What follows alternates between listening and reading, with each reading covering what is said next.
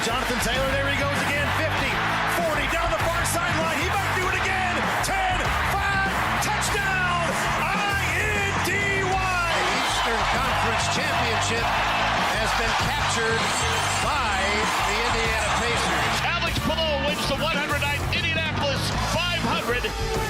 This is the Fan Morning Show with KB, JB, and Jeff. Good morning, everyone. Back together again, all four of us. In studio here at 93.5, 107.5 The Fan after spending some time over at Colts camp and me just trotting the globe all over the place. Good morning, Kevin Bowen. Good morning, James Boyd. Good morning, Mark Dykton. It's good to see you in the studio fully clothed. Yeah, it's been a while. I was doing the math. I'm like, I don't think we've all been in this exact same studio since like mid-June. Because Kevin had his vacation. Jeff had his trek around the world. Now we're all back after Colts camp. Yeah, when are you taking off? You're just doing some Colts traveling soon, right, James?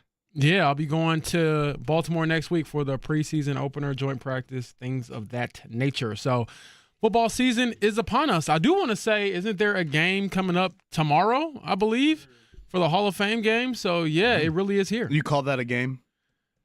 Officially, yes. You know, in my heart, probably not. But at this point, Kevin, you take what you can get. I do think it's bizarre that there's an NFL game in July. That is very. I don't think seems sacrilegious. It also, I would love to be in a board meeting out in Vegas. By the way, good Wednesday morning to everybody. Thank you for tuning in to the Fan Morning Show. Tyler Warren scheduled to join us. So I guess it is Wednesday, not Tuesday. Thank you. A little bit later. Did I say Tuesday? But those in Vegas, they somehow have come up with a betting line for this game. How? Yeah. Like, in what way, shape, or are they literally like being like, well, Hendon Hooker versus Trey Lance. Let's examine this up on the whiteboard here. So we have a Detroit minus 1.5 for tomorrow night in Canton, Ohio. Detroit Lions favored by 1.5 over the LA Chargers. I think it's more a ploy to let's hurry up and get people back on board. They're ready for the NFL. We're never going to miss a chance to accept money from people. I think that's really what it is. Yeah, I mean, the NFL is a money-making business. We saw Bernard Ryman sign for $100 million, and that doesn't happen without having all of the other things that go into it with the advertisement, the games that we don't think that matter. And as I tell you all the time, I'm always the guy who's like, oh, I won't watch that preseason game. I won't watch that Thursday night game. I don't really care. It's not a Colts game, and then it's on my TV. So I am a culprit. Everybody's mad at me already. I haven't been back 24 hours. People are already mad at me. Oh, really? Like it's my fault some guy pulled a hammy.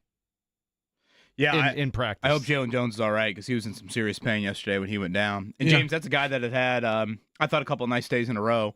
Prior to that, he's in that third cornerback competition. Really the first notable in-practice injury we have seen so far here for the Colts. So, yeah, I felt bad for him. He needed some definite help to get up on that golf cart yesterday before they did cart him in to the practice field. So it was hot. It was the longest practice of camp. I thought it was some amped-up physicality. But, yeah, I felt bad for Jalen Jones going down with that. And so that people are labeling that the Jeff Rickard curse. I heard from Will Haskett online. So I wrote him back with the scene from Talladega Nights. Don't you put that evil on me. Don't you do it, Ricky Bobby. So I'm not accepting it. That's Tell him to I'm worry saying. about the Wyndham Championships this week or Charlie Woods up in West Lafayette. Which I think you should still go check that out. 7:40 he's teeing off today, Oh, okay. so I would That's have to leave here. Yeah, don't. I mean, the right fact now. that you know the tee time do is that. a bit weird. 1 under par for Charlie Woods yesterday. I'll add, though, that it was disappointing also to not see Juju Brents out there practicing. He had a hamstring issue as well yesterday, and he's someone who's obviously been through a lot with his body and injuries. And so for someone who's trying to gain traction in that cornerback room, he took a step back yesterday as well. Well, we will update you on all those things as camp goes along. But good news for the players today, guys. They get a little bit of a break. In fact, they don't have to be back on the field until tomorrow evening, right? Yeah, tomorrow night under the lights out there in Grand Park in Westfield. And I do think it'll be an interesting setup because there are no lights out there currently. So the Colts will have to bring some in. I'm curious to see what that looks like exactly. I don't know if the iPhone lights will work, Kevin, as you showed us yesterday so eloquently. But it should be fun, and Latu said he's looking forward to it. And honestly, I wonder if it'll give us a little bit of like the Friday night vibes because of high school football and how it feels with the stands right there next to you. And so maybe that adds a little bit more juice to it. And I believe this will be their longest practice yet, Kevin, with 2 hours on the docket. Everybody brings their car and put their headlights on. Yeah, there That's you what we go. do. There you go. Look, it's bright in the Look at studio, this. but Look when at you're this. trying to light up a For our field. YouTube chat out there, it's like an encore at Ruoff or Klipsch or Deer Creek. Yeah. Here we go. Everybody turn on your lights. I'll here. just say this: if you go. do go to the concert, make sure you're supposed to be with who you're supposed to be I with. was say, here comes Coldplay. Look out No for the kiss kidding. cam. And we probably should mention, don't we have upgraded brain power from the Dykton family in the studio today, sir, we right? do. 100%. Easily. Well, certainly one of the cutest little girls I've seen and one of the smartest. I have already talked with her in Nora Dykton in studio, Mark. Yep. Little one is with me today. She's waving to everybody She's right waving. now. Good morning. Yeah, she's Rather have her actually on starts camera. is starting a new job today, and unfortunately, despite the first day of school for the other two kids, preschool doesn't start till tomorrow. So there's a little scheduling conflict. So tried to go to the babysitter, she was unavailable. Tried to throw the Hail Mary and ask my parents if they wanted to come down from Illinois. No go there because my grandma's got some appointments. So I said, well, guess what? Nora's gonna have to come to work and she's gonna hang out. So she's our little helper today. Happy So to you have guys her. need her to go grab stuff, get a coffee, do a coffee run. She can do that. So let me know. She'll take the car. Yep. We're all still adjusting from being in a different time zone, way different time zone. 3 of the 4 of us were awake at 4 o'clock this morning.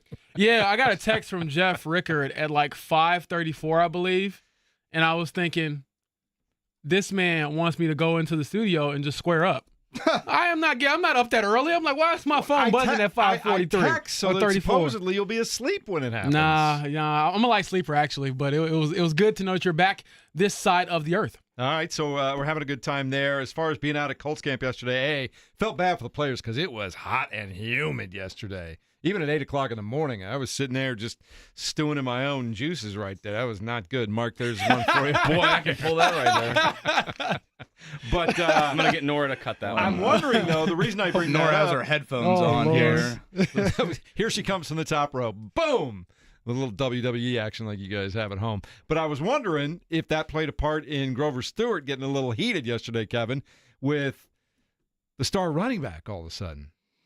Yeah, Daniel JT, Jones how threw about a little dump off Jonathan Taylor. Grover threw Jonathan Taylor to the ground. Jonathan Taylor then gets up, and honestly, it reminded me of when I tried to fight my brother, who's 5.5 years older than me, back in the day. Like Jonathan Taylor, gets right into Grover Stewart's grill, and Grover just looks down on him, and I'm thinking to myself, this is going absolutely nowhere. There is no chance in the world that Jonathan Taylor is all of a sudden going to create some sort of whatever melee here. I actually thought maybe a few more Colts offensive linemen could have come to his defense. Quentin Nelson, of course, eventually got there to break it up. So Yeah, see, I feel like it's easier to say that, Kevin, and then you look at Grover Stewart. You're like, man, do I really want to get in the mix yeah, with that? but aren't you supposed to be an offensive lineman? Like, aren't you? Isn't that supposed to be your job? Defend your running back in that what's situation? supposed to happen and what did happen, you saw it. I mean, it's a natural order of things. You saw how big that guy is. I will say, jokes aside, he would have got thrown out of practice and potentially kicked off the team if he wasn't Grover Stewart. That was crazy. I was a little surprised that he did that to Jonathan Taylor of all people. Well, again, I was surprised it Because- didn't lead to more. I mean, usually Yeah. when you have a moment like that in camp, it gets a little bit testy And for honestly, the next few I minutes. think the reason why it perhaps didn't lead to more is because it wasn't a run like right up through the tackles. It was sort of in the flat. So he It was a wasn't great play by near. Grover. Yeah, he wasn't near all of his other offensive linemen. So that was a weird play. And I was just thinking to myself, you are a very good player and very respected. And that's the only reason you can stay in this practice right now. Because if you were not that, well, everyone knows Jonathan Taylor is like another quarterback. You don't hit him. And obviously he's very important to this offense. The other thing that happened right in front of me, too, Jonathan Taylor was asked about it by Jay Query yesterday, and he's like, hey, he's just ramping it up to game speed, man. That's how it goes. Yeah. And he didn't. He almost laughed it off. He was like, hey, he was ramping it up a little bit. I was okay. Everything was fine. He didn't make a big deal about it at all. Yeah, JT always loves to give the company lines. But in the moment, yeah, I would say he didn't feel that way. He didn't react that way in the moment. No. And Quentin Nelson was not far behind. I give him credit. Coming to the aid of his running back right there. And nothing really came of the whole thing. They looked at each other for, 3-4 seconds, and then everybody went back to the huddle. I think the O-line had a nice couple first days in pads. Typically you will see some moments where the D-line is getting pretty clear sacks at some point here, but you'd probably say it's the best back-to-back days these quarterbacks have had in camp so far, and a big reason of that is I think they've operated largely from clean pockets. So, the arrow could not have been pointed much lower for Anthony Richardson and Daniel Jones after last week, and I'd say right now the arrow definitely is pointing in a much better direction. And again, others around them offensively, I think, have helped them out. We haven't seen anywhere near the abundance of drops we saw in the first couple days of camp. So, again, better work from the offense. Granted, the bar was relatively low. Yeah, but there was a couple of plays that I thought Anthony Richardson made. The very end of 11 on 11, scored a touchdown with a really nice pass over the middle. Thought that was cool. Your guy Riley Leonard completed a really nice long bomb for a touchdown when he was on the field for a minute. Daniel Jones showed, for the most part, the accuracy that has kind of been the hallmark. The one thing that he does do is throw the ball pretty accurately. I think he's about a 70% completion percentage guy, isn't he, Daniel Jones? Boy, I'd have to look that up. I don't know if it's that high, but I didn't say he goes downfield very far, but I think I thought Richardson had a good okay. start, kind of a poor end. That final period was pretty rough for Richardson and the offense there. And yes, Riley Leonard had the highlight of the day, and the completions have been few and far between for Riley Leonard in camp, so he probably needed that one. I'll tell you the other guy that continues to look good is Tyler Warren. We're going to hear from him later on today, but he looked good. He made some nice catches. He's just there. He looks good. Yeah, he's going to have to be there, and I think that's a big step as far as even whether you start Anthony Richardson or Daniel Jones. The tight end position for the Colts have just not been productive enough throughout the last few years, since the Jack Doyle days, really. And so you see some of the catches that Tyler Warren is able to make, and you think, you know what, that could certainly make a difference, especially when it comes to just keeping drives alive. I know Shane Steichen has harped on that a lot this offseason, the consistency, and I'll have to agree with him there. It is very hard to run an NFL offense when all of your plays are boom or bust. And so maybe he can give you some of that, boring normalcy of moving the chains. All right. A lot to do today. We're going to hear from Tyler Warren a little bit later on today. Stephen Holder is going to stop by at 8 o'clock. We've got updates on other things happening around the National Football League. And finally, maybe, I don't know if there's a resolution, but at least a way forward for Trey Hendrickson, for the folks down in Cincinnati. Lots going on. We'll tell you all about it next as we continue. 93.5 and 107.5 The Fan.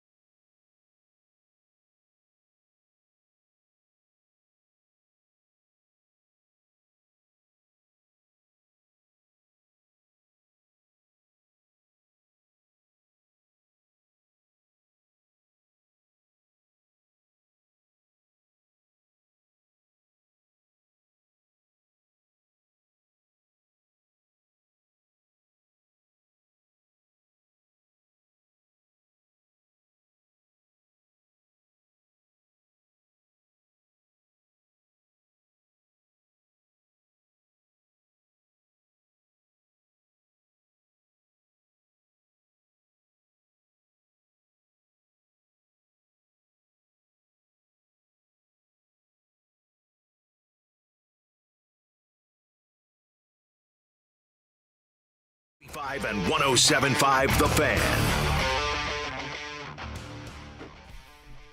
All right, lots going on. The Indianapolis Colts have the day off today before they show back up to Graham Park tomorrow evening for an 8 p.m. I don't know, what would you call it? Scrimmage, practice, advanced practice? What would you label it, James Boyd? I don't know. Something along the high school lines. I would just call it a preps practice because that's what it reminds me of. Situational scrimmage is what I've been told. All right. So we'll see what exactly that means. Ooh, I think nice Shane alliteration Steichen there. will put the team into some of the. So, yeah, I don't think it's going to be outright, blue versus white. Here we go, opposite sidelines. But I do think you'll get a little bit of a different, feel to it than just kind of a normal practice. A Steichen situational scrimmage. There's your alliteration, James. Yeah, honestly, the last time I was out there that late was the JT trade demand, Kevin. So let's hope that there is nothing of that sort tomorrow night. All right, we did have some minor injuries. We hope they're minor anyway. Jalen Jones leaving the field with what is being reported as a hamstring injury, but he was in a lot of pain. They ended up putting him on a cart. Yeah, disappointing for him. Disappointing for Juju Brents also to have a groin injury and not practice yesterday. So those two guys are a little bit banged up. And, yeah, Jalen looked like he was in a lot of pain, so that's something to keep in mind. Other injuries of note from practice, this is all from Shane Steichen. Cornerback David Long had a groin injury. Linebacker Cam McGrone had a quad injury. Running back Salvin Ahmed had a back injury. And then wide receiver Michael Pittman Jr. had a groin injury. I saw him getting his, I believe, right groin kind of taped up after practice. So we'll see. He didn't seem like he was overly concerned about it. But, again, we'll see if they need some extra time before tomorrow's night practice. All right. And meanwhile, it looks like Trey Hendrickson is reporting to camp for the Cincinnati Bengals. He has been a long subject of discussion this past offseason for would he or won't he re-sign with the Cincinnati Bengals. Is this a good step forward and they'll get things resolved, or does it end up going right back to where it started? I think this is possibly a hold in. I mean, when you hold out, you got to pay something crazy like $50,000 a day for every day you miss. I forget what the exact number is, but I had to go through all the CBA findings when Jonathan Taylor was going through his thing, and people were asking why he was showing up. It's because he's under contract. When you're under contract, they can fine you, they can take your money away, and it escalates too. So him returning doesn't mean, in my opinion, that he's necessarily going to play right away for the Bengals or jump back into practice, but financially it's probably smart to get back to home base. All right, as far as the WNBA is concerned, the Phoenix Mercury are in town tonight to take on the Indiana Fever. That one starts at 7 o'clock. And Kevin Bowen, we still don't think we're going to see Caitlin Clark in this basketball game. No, we will not. She has been ruled out. But, boy, there are some makings of some fireworks tonight. I mean, we'll see how the Fever react to DeWanna Bonner returning to play the team that she played for, 2 months ago. And Sophie Cunningham also facing her former team. I don't think maybe the ill will is necessarily there, but who knows? You never know how it'll react. First time we've seen these two teams meet this season. The Mercury are a notable favorite, 4.5 points in this one. So after this, the Fever will head on the road for, I believe it's 5 straight, their longest road trip of the season. Again, that one starts at 7 o'clock. Major League Baseball yesterday. The Los Angeles Dodgers with a 1-run win over the Cincinnati Reds yesterday. The Chicago Cubs dropped one in Milwaukee. 9-3 was the final score there. Miami Marlins shut out the Cardinals by a score of 5-0. So between Kevin, you, and I, and Mark, and all those Cardinals fans out there, Alex, nobody had a good day yesterday. Baseball doesn't exist right now. Now, refresh my memory. You are a fan of the Rockies? I try to be. I want to be. They make it really hard, but I've been a lifelong fan of the Reds. That was my first Major League Baseball game. I did not know that. My true story. I was a little kid. It was the 5th. What was it? It was an anniversary of the old Riverfront Stadium. I want to say it was the 5th anniversary of Riverfront Stadium, and Johnny Bench hit a 2-run home run in the bottom of the 12th to win it, making me a Johnny Bench fan for the rest of the Reds his could have career. used some of that last night. They could have used some bullpen preserving that 4-2 lead. I knew when they left the bases loaded, I think it was in the 5th maybe, it was over at that point. So, yeah, Mark, it's Joel Erickson's world, and we're just, I guess, sadly happy to live in it. Well, you know that Jeff is a Reds fan. He's described Ellie De La Cruz lines quite beautifully. Yeah. Not only was it long, but it was deep and Easy wide. now. People excited. Now, Nora's ear must have Doc McStuffins listening to that. She's already gone back to sleep. She's not. We bored her to tears in one segment. She's like, I want to go back to sleep. I'm like, you did have an early wake up, so you can go back to bed if you want. Indianapolis Indians beat the Cubs last night. Iowa Cubs, that is, 5-3 on the road. Those two teams will play an afternoon game today.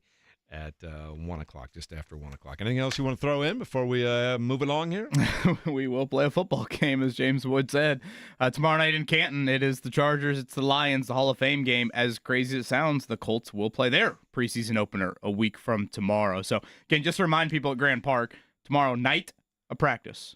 Saturday, Sunday mornings in Westfield, 10 a.m. to right around, I think, 11:15, 11:30, those 2 days. And then they're in Baltimore for about a handful of days. They only have one joint practice and one preseason game, but with travel and everything, there will be nothing at Grand Park Monday through Friday next week. So for people that have not been out there yet or looking to get out there, there's a little bit of a schedule look for you. All right, and if you guys want to find out more details on how things are going with the Colts, you can go to 1075thefan.com, read all the stuff that Kevin Bowen is putting out there, or you can go to The Athletic and see what James Boyd is up to. Also, I saw your compatriot Zach Kiefer was out at practice yesterday. He wrote a nice piece on the situation with Anthony Richardson starting off this season. Yeah, be sure to check that out. Some new words from Chris Ballard on the whole situation. And obviously, Chris Ballard wants it to work out because if it works out, it could mean him obviously keeping his job. If it doesn't work out, I don't know how safe he will be. And honestly, that goes for probably the Holy Trinity when it comes to the quarterback, the GM, and the head coach. A lot could change after the season if they miss the playoffs again. All right, coming up in a moment, more on the Colts and what they've done so far, what they need to get done in the next week or so. We'll hear from Tyler Warren a little bit later on today. Also, Stephen Holder is going to stop by at the top of the hour, 8 o'clock. It's all straight ahead. It's 93.5 and 107.5, The Fan. Even at 8 o'clock in the morning, I was sitting there just stewing in my own juices.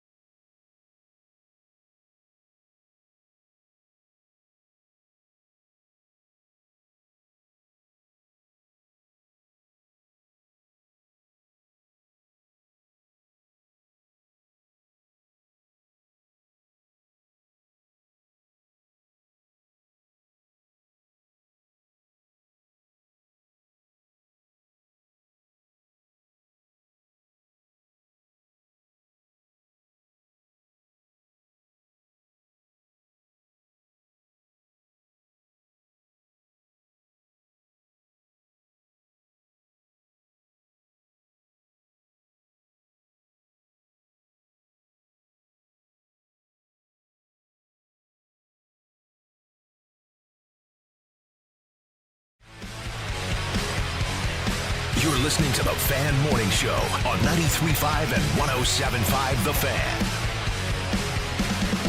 Good morning. You're just joining us. I know a lot of people already. I saw a school bus yesterday making the rounds. School just seems to get earlier and earlier every year, so I know some people are out on the road already getting ready for some of that stuff. First day for my kids today. Man, they're practicing getting kids on and off the bus, too. It was crazy.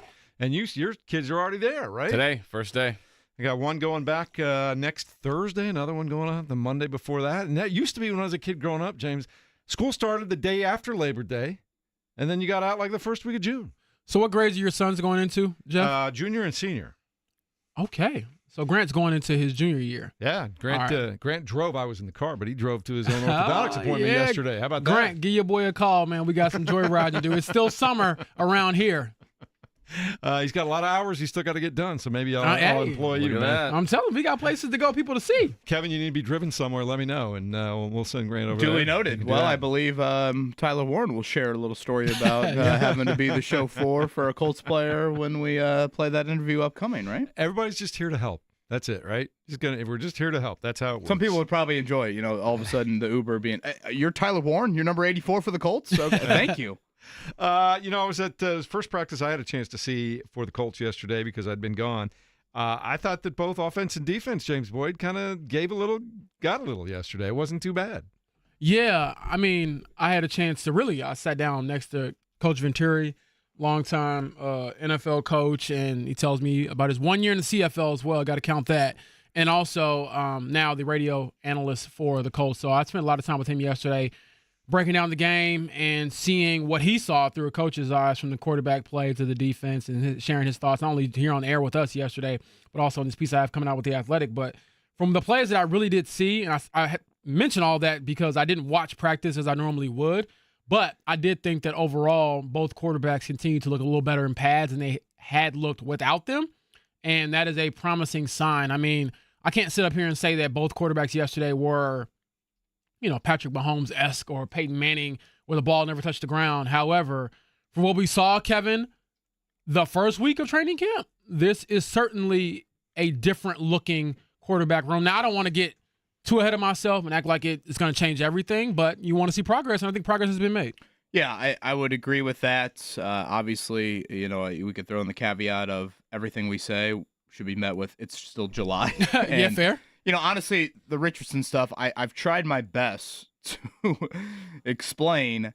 I do see differences. I've tried to make poor analogies. I'm sure they have been over the past handful of shows of no, he's at least showing up to class. He's at least doing things. Yesterday, once again, I did not see wild inaccuracy on the underneath routes that have plagued him throughout his career. So there continues to be differences in a positive direction for him. Now, when things get real, and you might say things get real on Tuesday with Baltimore in the joint practice. You might say things get real a week from Thursday in the preseason opener. Maybe you got to wait all the way till the regular season gets here on September 7th. Do you revert to your old self? That would be probably the biggest question I would have with Richardson. And then, if we want to take it a step further, even if this side of him trends down a positive path, you still have the age-old question with him of his health.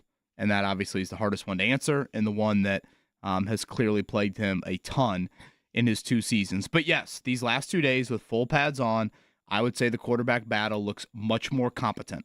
And I didn't think the first couple of days of camp it looked competent at all. And if you want to stretch it back, we're now at kind of 3 of 4 good days for him. Weirdly, they both either are good or bad. Yeah. Neither of them have been at one end of the spectrum or the other in an individual practice. They both have kind of followed the same script here early on. Again, I thought the defense had a really strong end to practice. They really stifled Richardson in one offensive period there late. But, largely I thought the quarterbacks had a nice day yesterday. As far as field goal kickers are concerned, we're just kind of slogging through this for a couple of weeks. Did you see anything yesterday where anybody starts to get separation? It feels like Spencer Schrader had the lead going into yesterday, but I didn't see anything remarkable one way or the other. Did you? I think based off of what Brian Mason said, I would agree that Spencer Schrader is in the lead. He mentioned some of the situational stuff that they went through with the kickers and how Maddox, his first day out there, kind of struggled a bit, and perhaps some of that was just nerves and being an undrafted rookie. But that's about it from that front. I mean, it's going about it how I would expect it to go. Spencer Schrader, they signed him to a 2-year deal. They are familiar with him from last year. He did make all 5 of his field goal attempts for what that is worth last year. Now, that is a very small sample size. He did not kick anything or make anything or even attempt anything beyond 50 yards last year. And so my biggest thing is you got rid of Matt Gay because he cost too much to be kicking the way he was and not have the efficiency. However, he did not miss inside 50 last year. So when you bring in Spencer Schrader, the expectation in my mind would be that he's going to make some of those 50-yard kicks. And so that seeing him miss some of those early on was a little bit difficult, but he bounced back pretty well. Anything else that struck you yesterday that was odd, different, stuck out to you? Well, I mean, again, it was the longest practice of camp. It was probably the hottest day of camp. I thought, and I would say this about Monday's practice too, it's full pads. So now you look at the offense and defensive lines a little bit more. I think it's fair to say the O-line has won that battle here through the first couple of days. I think it's really hard to really get in the weeds about the run game, but I think the run game has favored the offense more than the defense. So we'll see exactly how that continues to play out. And this is kind of an under the radar guy, but I would say arguably the best offensive player through 6 days of camp has been Anthony Gould. And for those unfamiliar with who he is, he was a 5th round pick out of Oregon State last year. Was your initial return man last year, actually lost that job early in the season. We really never saw him used offensively last year. But I was looking at both quarterbacks. I believe Gould has caught the most passes of any player in camp so far. I think he's just a hair above Michael Pittman Jr.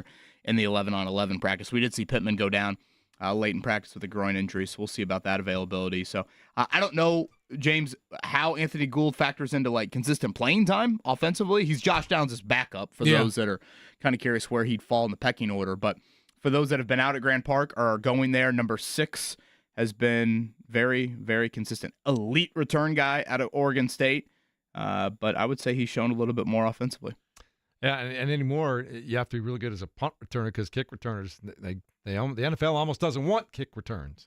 Yeah, going back to your point, Kevin, about Anthony Gould, I think he's shown the ability, and I think we've talked about this. He looks like a receiver, and I think a lot of the action that we saw last year or the year before, a lot of it had to do with him being the deep threat or just the return guy. Now we're seeing some of the intermediate stuff, some of the stuff in the flat, which I think, gives him a little more diversity in that slot position. So he's having a very good camp so far. And also, as much as I criticize the guy, I will give credit where credit is due. I thought A.D. Mitchell had a pretty good day yesterday in the team periods. Particularly, there was one 7-on-7 where it was like, cooking. Yeah. Daniel Jones, A.D. Mitchell, money. He had the deep ball down the sideline. He had another one where he can get open with the best of them. And his route running, his agility, spatial awareness, all that is there, which makes him such a confusing player sometimes because it's like everything but the finish. I can hear my dad telling me growing up playing basketball, you got the sauce. Yeah, you got the $100 move with the 10-cent finish at the rim. Like you get the crossover, you get by your guy and you smoke the layup. And I feel like sometimes he just can't finish the play. But, man, when he does finish plays, you saw yesterday. Now, the question is with A.D. Mitchell, a lot of the time, I thought last year was, can you finish the play when, you're probably going to get hit? That's a big question for him. I think he has to answer. But a step in the right direction for him. And, man, he has all the physical gifts to be special. Boy, I cannot wait one day in the driveway to say to Max Bowen, $100 finish, $100 move. Let me get it right.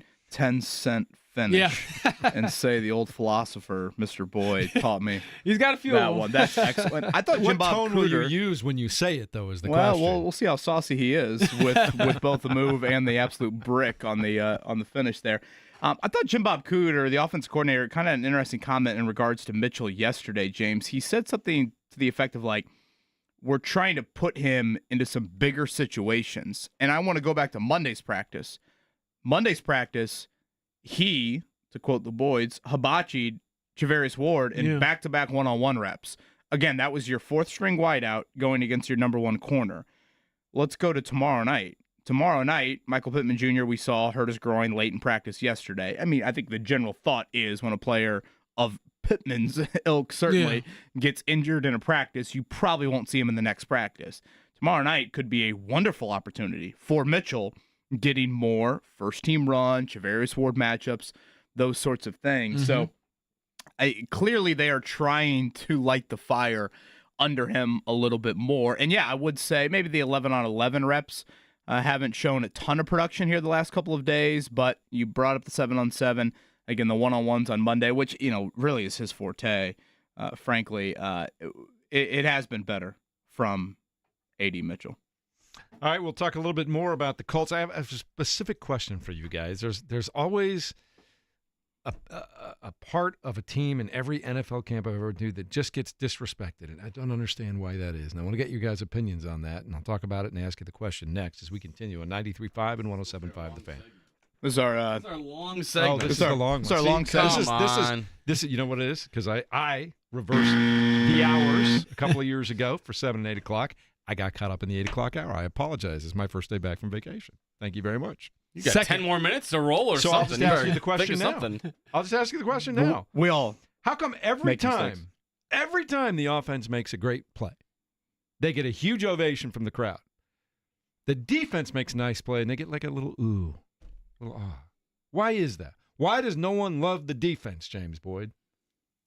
Because in fantasy football, you rotate your defense in and out every week. Probably. I mean, a lot of it is just tailored towards what you can understand. I think it's easier to understand a big play, and everyone gets hyped up for the long passes. And then I think also, too, this isn't a setting where you trust your quarterbacks. So if someone makes a play on, let's say, Patrick Mahomes, and he's a rookie cornerback or a rookie safety, he's going to get more love because no one's worried about the quarterback play. They're like, well, you know what? To get your hand on that pass or to make that play, they have to be, doing the right things to beat our guy, one of the top quarterbacks in the league.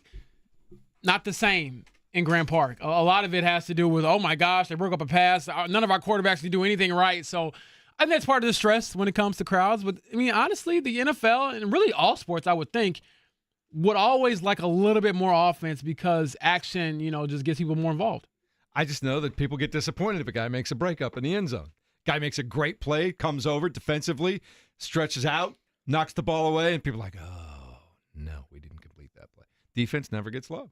So I've just noticed that everywhere I've ever been. Was that your Shane Steichen repping there? Kind of a sudden change situation? Yes. That's exactly what that was. He wanted us a sudden change on our feet there. There you go. With that. That's what I was trying to do. By the way, can I give a shout out to listener Brad, James, and Jeff? I don't know if you saw him yesterday. He was posted up on the fence with that Florida Gator. Oh, yeah. Yep. Yeah. Cut off yesterday. I looked over there. Again, gates open up at Colts game at 9 for these 10 a.m. start times. I want to say they open up maybe a little bit earlier tomorrow night, so double check that with the 8 p.m. start time if you're taking the kids out there. Colt City is a great spot. And he had the coldest looking blue Powerade I've ever seen. And I mean, my mouth was watering. I mean, I thought to myself, that thing looks immaculate. I want that thing. Just, Mark, go ahead and clip it out. I'm isolating all the sound. I mean, that just looks beautiful. And so this is after you told us you would, if you won the lottery or something like that, or signed a huge contract beyond the basics, you would get a blue Powerade machine in your house. I literally had a blue Powerade yesterday because you said that. So thank you. I mean, again, we talked about this on Monday when Bernard Ryman signed, or maybe it was Rashawn Slater, signed a nice extension. James asked the question, what would you do with that money? And I said the man cave would, yeah, sure. You got, stock beer fridge, a nice little whiskey bar, et cetera, et cetera. But also I need the blue Powerade, soft drink machine, if you will, for lack of a better term, in there. And Brad flags me over after the show ends yesterday, and he goes, I bought this for you at the concession stand. Wow. Brad, thank you. That's love. Was that as delicious as it looked? Unbelievable human. I mean, I gulped that thing down. I mean, it was below the label in 3 seconds. So, Brad, thank you for that. It's lukewarm after practice. It still felt good. I put it in the shade during practice, came over, finished it off before Tyler Warren came up to the table for our interview. So, Brad, thank you for that. I did not see. I missed that. But, again, location, right? It's a really hot day. We're all sitting there, and you saw just what you needed to see in that moment, and then someone delivered it to you. It's as good as it gets. I'm picturing Happy Gilmore's dreams of Virginia with, two huge beers, and, that was my dream. Did you watch Happy Gilmore 2 yet? I did. I was a little underwhelmed.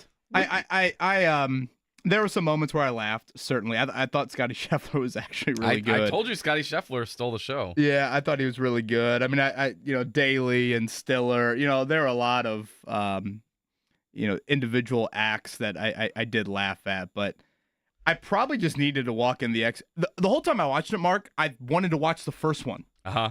Like that was my general thought. They kept on doing the flashbacks. I'm like, I really just want to watch the first one again. Sequels to comedies, I think, are borderline impossible. Like, I think a lot of people think sequels in general are really hard from a movie standpoint. But sequels to comedies? I know. And they did 2 more Hangover movies, which is kind of crazy. And all the American Pie sequels. And I think it's really difficult. So, yeah, I mean, obviously I'm a golf nerd, so I thought it was, cool to see all of them involved. But the amount of golfers that are in that movie are just insane. I had to keep pausing the screen like, okay, who's that? There's that over there. And by the way, if you really want to get into the weeds with Happy Gilmore 2 and kind of the whole behind the scenes, Mark, have you watched Full Swing yet? Like the Netflix I watched series? the first season. We need to catch up. So this is like the behind the scenes of the PJ Tour. I watched episode 1 last night. They actually go behind the scenes of the Happy Gilmore taping. Oh, a little bit as well. Interesting. So you can get a little bit more into that. And it was funny. At one point, Ben Stiller comes up to Justin Thomas and is like, "I'm a huge Full Swing fan." And Justin Thomas is like, "Oh, there's the camera right there." And so that's pretty cool. Kind of a funny moment there. My favorite part so far, I don't know if you guys saw this on the Rich Eisen's show. He had Christopher McDonald, Shooter McGavin, and he was telling some great stories about when that thing was being filmed. And he says people to this day come up to him and give him grief or blow on the pistols or whatever rest of his life, no matter what he's done. He is Shooter McGavin, and he was okay with it. He's a great character. Awesome character. I will say I'm always skeptical of watching any sequels years after the fact because I don't want to ruin my experience with the first movie. And I don't know if that's how you all felt or didn't feel, but I'm always a little skeptical. So now that you've talked about it a little bit, I might tap in and check it out. But I'm like, Happy Gilmore is such it's kind of like a classic movie to me to this point. So I'm like, man, do I want to screw it up? Yeah. Do I want to ruin my innocence with this? Don't meet your heroes. Is that's kind of what I'm getting at. Yep. That's why I'm not driving up to Lafayette to see Tiger Woods watch Charlie Woods play golf. You read right? my mind. I figured By the way, I Charlie heard no Tiger appearance yesterday at Ackerman Allen Golf Course. A security guard was with Charlie's group. Sounded like a couple hundred people watching that. I really hope that kid. Boy, Charlie Woods and Arch Manning. I don't know. Probably Charlie Woods more than Arch Manning, right? Because Arch's dad is not Peyton. Yeah. Here's the thing, though. I don't know that Manning last name, though. And playing quarterback. I know, but I guess in America, I don't know. In football, you can hide a little bit more, just because it's a you team do have a team. sport. Yeah. I mean, I don't know. Here's the thing, trust me, I don't want to compare golf popularity to football popularity, but boy, Charlie Woods, there's going to be so much pressure on him. And what a tough spot to be in as a father. Because if you're Tiger Woods and you go watch your son play, which we all want to do you distract from what Charlie's doing because you're Tiger Woods and there's such an uproar around you no matter where you go? And it does sound like he has watched, fairly good amount of tournaments. I don't want to act like this is some, distant parent there, but I don't know. Maybe he didn't I wonder if he want to see the West Lafayette scene. I could also see, I know that my wife and I have done this when we've been traveling. We just broadcast the thing live to each other over FaceTime. Maybe somebody does that for him. Well, boy, that would drown out you 5 hours on the golf course. You better have a great battery. Just plug it in. You know what? Put it up your big screen. Plug I have watch. thought about this. And this is maybe just me speaking as the person without kids. I don't think there's enough love in the world for me to make me hold an iPad up for the entire AAU game or high school game. I see it all the time, and shout out to the parents who do it. Love you. My parents would never. Maybe because I just wasn't that good. That's part of it. But, man, the amount of iPads and phones I see that get recorded at these games, I'm like, if I'm not paying to see you in person, just let me know when you come home how it went. I mean, it's like recording a concert or the 4th of July. Look at these fireworks. I'm not watching fireworks on your phone. Should you just rotate the parent? Like you get one parent a game? Like that's part of signing up for the team? Try to both go when you can. And everybody joins that call. So like you got, if somebody's gone, 6 parents on the FaceTime that can't be at the game. If somebody's and there gone, you are watching it. I mean, because, I want to watch my kid play stuff, and I might be on the road doing a game or something like that, and I just wanted to see a little bit of my son playing ball, whatever it was. But yeah, it would be tough. I don't know if I could sit there though. Like a couple moments is cool, but if I'm there, I want to watch. Whoa, man, I gotta hold this phone up the entire game. And like Kevin said, my battery juice ain't that good. So I do want to pivot a bit though. We had Zach Kiefer put out this piece involving Anthony Richardson and Chris Ballard earlier today. You can check that out after the show. But one of the quotes in here from Ballard towards the end, and after Zach has kind of laid out the lay of the land, which we all know, it's sort of a do-or-die season for Anthony Richardson, whether they admit it or not. And a lot of people's jobs are on the line, depending on how he'll play. And Chris Ballard says, do you have the courage to stay the path when things aren't going right and believe that we're going to come out of this thing on the other end in a good way? If it doesn't work, I might get my A fired, but I'm willing to live with that because it's the right thing to do. So what he said in that piece is that he's willing to wait and be patient with Anthony. So then my follow-up, Kevin, does he have enough time? Like, I understand what he's saying, and it's I believe the only quarterback he's drafted in the first round during his tenure, which honestly most GMs don't get the opportunity to draft multiple. But this clinging to Anthony Richardson, how real is it? And does he have enough time? Because I understand you want him to succeed, but you also brought in Daniel Jones. We also know Anthony Richardson's injury history, and we also know that this season is a very big one. No matter how much everyone tries to downplay it, if you don't make the playoffs, who's to say you're going to be back? The guy who compared you to Michael Jordan isn't here anymore. So what does that mean for your future if Anthony just doesn't figure it out? Not from a leadership standpoint or character standpoint. I think that from that part, perhaps he's grown, but at the bottom line, man, you could be a great leader, great human, but if you can't play, that means that whoever drafted you most likely will not be there. So I'm just very curious about your thoughts on that statement. Yeah, it almost seems like, James, and I don't want to overread either party, Chris Ballard or Shane Steichen, too much here, but it almost seems like Chris Ballard is much more content in on, however you want to describe it, Anthony Richardson starting for a third straight year, whereas Shane Steichen's a little bit more open-minded to Daniel Jones. And, like, I don't think it's that black and white. Right. But I think there is a belief from Shane Steichen of, like, if we can just get some dude that, again, keeps the ship afloat. Simply. Like, if we can just get that at quarterback, we can make it work. Whereas Ballard's a little bit more on the, hey, you know, again, he throws out the analogies that I don't think are apples to apples at all, but the Baker Mayfields and the Sam Darnolds of the world. And he's a little bit more on that side of the fence. And then when I say that out loud, I think to myself, how does Carly Ursay-Gordon view it all? Does she view the three parties all tied together? Ballard, Steichen, Richardson. Or does she not? Or does she say, hey, just figure it out. If it's Daniel Jones and you go 9-8, whoop-de-doo. That's exactly what we need. Like, we just need something in a somewhat positive sort of direction here. So, because this is my next thing. When does self-preservation kick in? Like, it sounds like he's willing to roll with Anthony Richardson until death do us part, basically. But at some point, I would think, hey, if this other guy is available, I think the biggest thing is availability. If but he's who's available, deciding this? Is this Steichen's call? That's a good question. He's We should head probably coach. follow up. And I would think he's going to tell us This is where that, it's awkward. but It's year 9 for Ballard. Yeah. It's year 3 for Steichen. Yeah. It is a weird time to be a Colts fan. Well, I know I've said that phrase before, and I believe that. And I will also say, I also think that when you draft Anthony Richardson 4th overall, you have to say to yourself, we need to give him his first healthy offseason. Well, the healthy offseason just happened. So, like, you've got to at least get to that point. And again, the financial ramifications of Richardson, none of that has kicked in yet. The first big one will kick in after this year. So get to that point. And, you know, go back to our poll. Mark, what did it end at? Was it like 85 to 15%? Something like that. I need to check the finals. You know, simply we asked the question, you know, who would Colts fans rather see start week 1? And it was overwhelming in the Richardson camp. And James, you've been out there every day. You know, you hear the crowd. It's different when Richardson makes a good play versus Jones.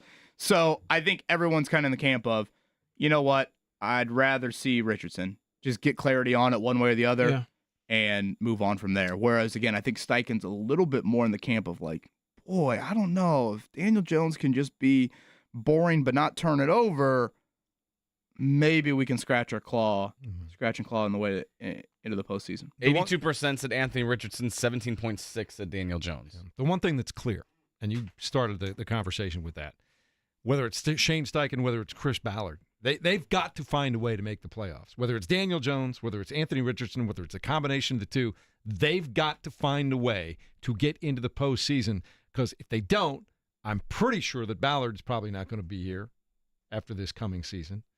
And I don't know what that means for Shane Steichen either. But they've got to, whoever they decide on, whoever gets the job, or maybe it's a combination of the two, if they don't make it to the postseason, I think jobs are in big jeopardy. There's a new sheriff in town, and she may not be as married to the general manager as her father was. That's the sense that I get. And as you guys saw, she's right out there with the guys watching practice every day, taking it all in. And we talked to Rick Ventura yesterday, who vouches for her. She knows what she's looking at. She knows what she wants to see. She was brought up that way. So I think her presence and the way things have shaken out, they either make the playoffs or they don't. And I think it's probably an ultimatum, I would think, in some ways, whether it's unspoken or not. Those guys have got to find a way to get better.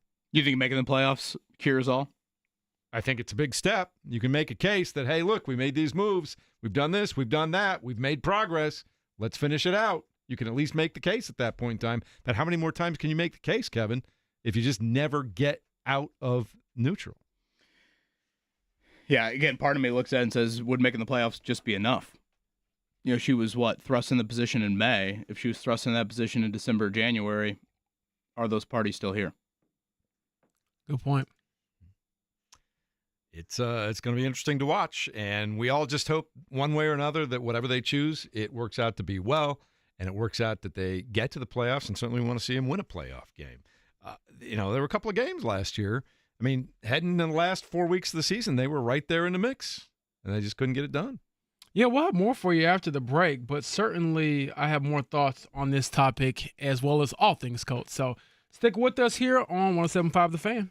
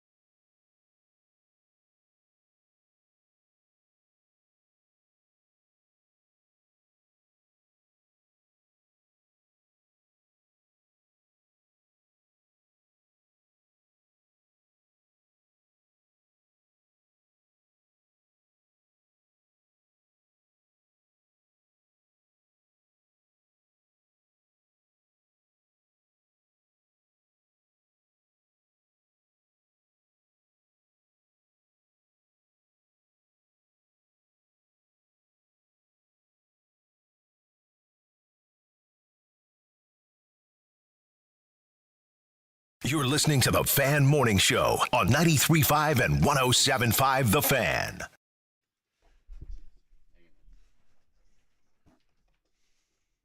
Oh, all of a sudden we lost it there, but I like that. You're grooving to Nora's that, taking over the controls. That's all right. She's doing all right, man. She's Yeah, doing all right. Nora saw me bust a move and was like, absolutely not. No more. She's like, this is before my time. Who is MC Hammer? Based on my performance in the Where's last hour, Bluey? she may be hosting for the last hour and a half of this show. You might. can go with that, Kevin? Well, I'm waiting for the Bluey re-entry, Mark Dykton. I think in the 9 o'clock hour, that's a must. You want me to play some Bluey music?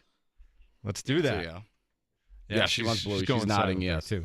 It's the Fan Morning Show with Nora Dykton in there today, along with Mark Dykton, and it's James Boyd. And we got Kevin Bowen. I'm Jeff Rickard, and Stephen Holder is going to join us coming up in just a moment here to talk a little bit more about the Colts, who will have their situational scrimmage tomorrow night. I'm guessing, James, that's 2-minute drills, red zone, fourth downs, all of those kinds of things.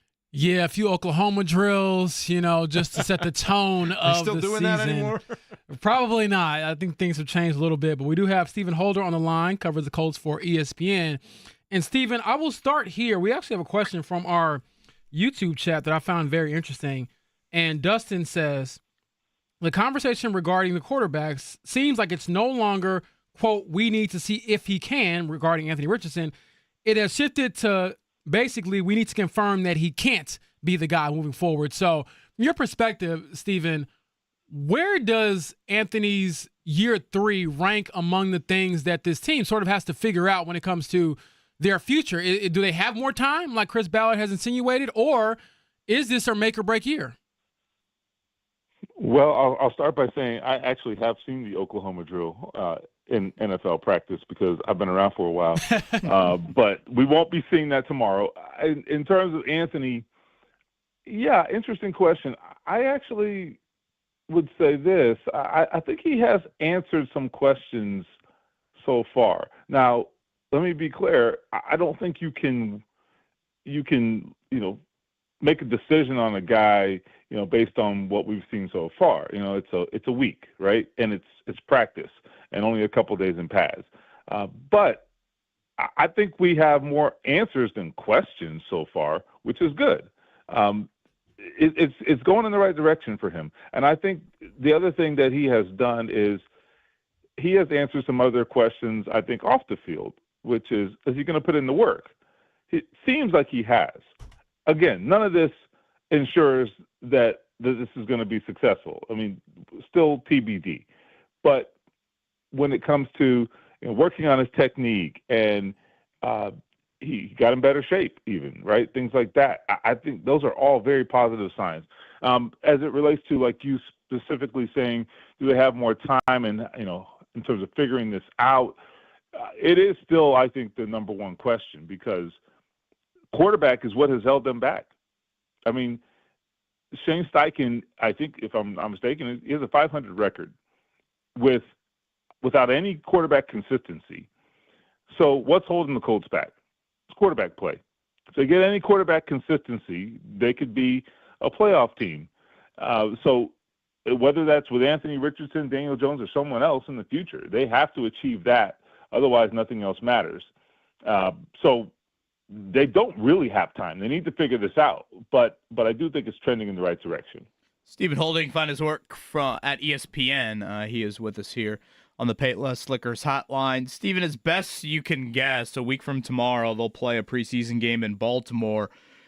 What do you envision for Richardson and Jones? Each of them get a quarter? Mm-hmm. Do each of them get a quarter in each of the first two preseason games? Like maybe Richardson starts next Thursday, Jones the following week against Green Bay, and then maybe week 3, you expand that a little bit more. Maybe you've named a starter by then.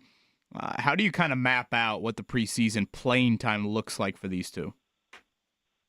Well, I think the thing you can't do is act like you would when you have a quarterback that's already determined, in a couple series or something like that. I think you have to let them play a little bit. Practice is not enough to make these determinations. If you want the full picture, they got to play in the preseason games.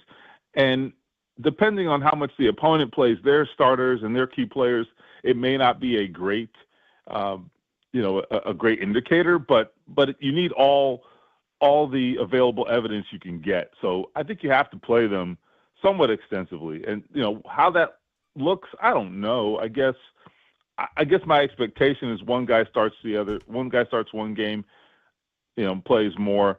The next guy starts the next game, plays a little more.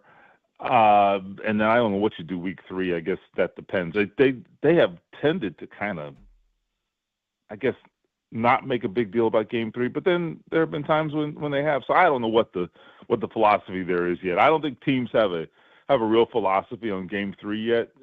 Since we've gone to 17 games, it really varies widely. But anyways, I also think the Colts are the outlier. They can't treat it like their other teams, given their quarterback situation. Yeah, that's fair. But anyway, just sticking to the quarterback topic, I think that they're going to have to play, I think, more extensively than you would under normal circumstances. I just think you have to get that additional look at them, and you got to, look, is it risky? Yeah, but I think you have to do what you have to do. This is the path they've chosen. They've chosen to have a quarterback competition, so dang it, you got to have the competition. We were just talking about this before you came on. We all know that under Jim Irsay, a lot of leash given to Chris Ballard, and I know Shane Steichen's newer, but I see Carly Irsay-Gordon right out there watching every play, watching every practice. How successful does this team need to be for those guys to continue to keep their jobs, do you think, with this new look, new feel that the Colts have? I really do think it depends on what it looks like as much as, the number of wins. Look, I mean, a 10-win season or a 9 or 10-win season can take different shapes, right? And I think that really will determine it. But I feel like the playoffs, I'm not going to say it's playoffs or bust, but I mean, I just think after the last few years, I mean, you heard Chris Ballard talking the other day, and I asked him, I said, Chris, man, 4 years without the playoffs, I mean, what are we doing here, And and to his credit, he was like, this is the longest I've gone without ever making the playoffs, and he's like, I'm sick about it. And I think you heard that repeated throughout the organization. I think players were echoing the same sentiment. Like, this is crazy. Like, what kind of team are we? And at some point, I mean, that has to be the standard. You have to be a team that's competing for the playoffs every year. Last year, they were actually less in contention than they were the year before. So I think you have to get to the playoffs, and then let's see what it looks like. Let's see what this is the big thing, the trajectory. What is the trajectory of the team? Last year's trajectory at the end of the season, I thought it was not a positive trajectory. So let's see what that looks like this year. And that, look, maybe it's a vibes thing, right? I mean, what are the vibes? Are they up or down? And I think that's going to matter a lot. To piggyback off that, Stephen, when Chris Ballard said, this is the longest I've been without making the playoffs, I really wanted to follow up and say, well, yeah, most people don't get a chance to miss it 4 times in a row and keep their job going into a 9th season. I mean, that's just the honest truth. But to pivot a bit to more of the on-field action, from a enticing but yet infuriating at times standpoint, your thoughts on A.D. Mitchell? Because yesterday he was balling. The day before that, maybe not so much. So where does he stack up in his wide receiver room so far, and how do you see him potentially fitting into it? So here's the thing about AD. If you go back to last year's training camp, and then I would add this spring in OTAs, fantastic. Okay, like when we watched him in training camp last year, we were like, man, you know what? They might have a steal here.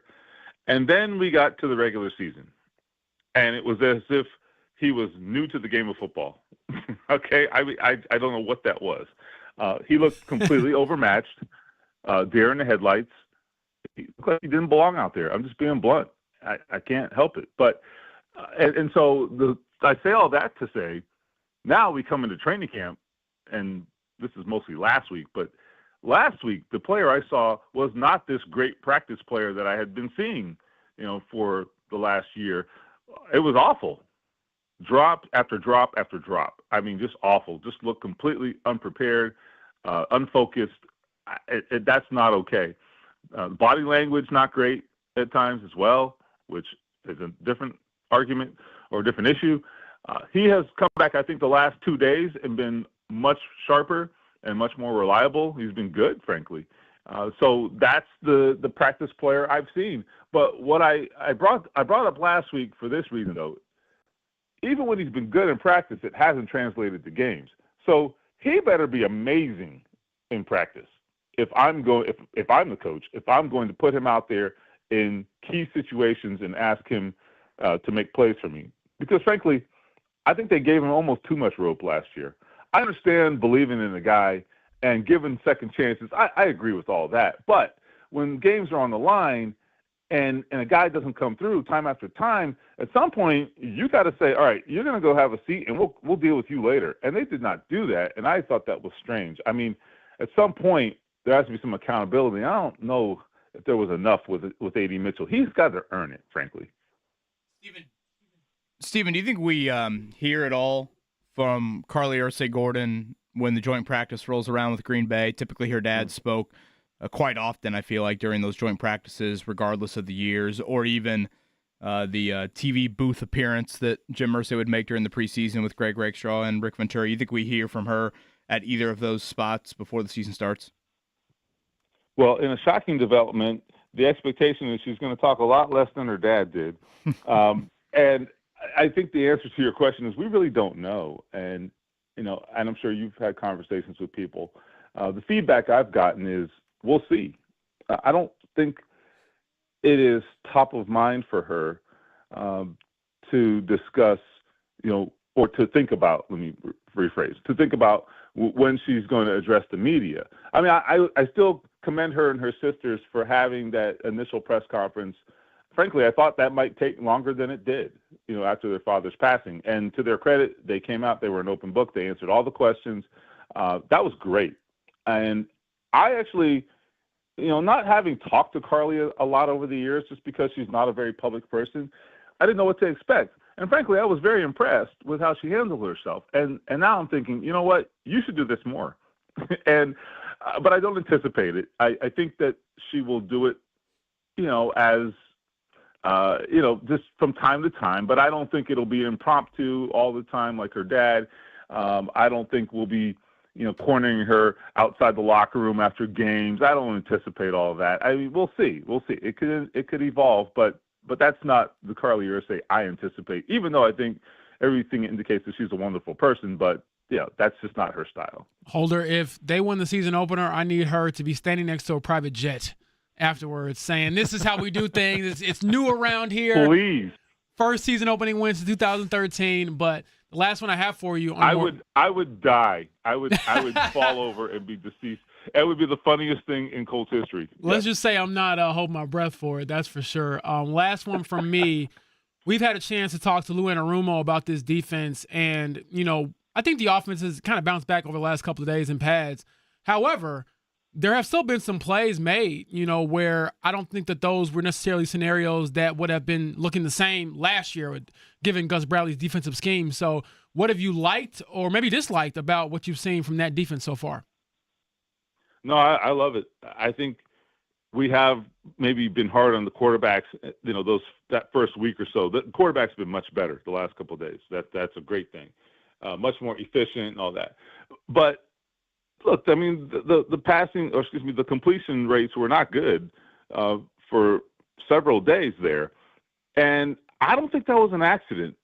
I think that the windows are tight. I think that the coverage is aggressive, and it's making things tougher on the quarterbacks. So, we'll see if they can do that kind of thing against, the elite quarterbacks they're going to face this year, the Mahomes and the Justin Herberts, et cetera. But for now, it does seem to be making life tough on quarterbacks. I really do think it's a great sign. I thought, look, this is not shade on Gus Bradley.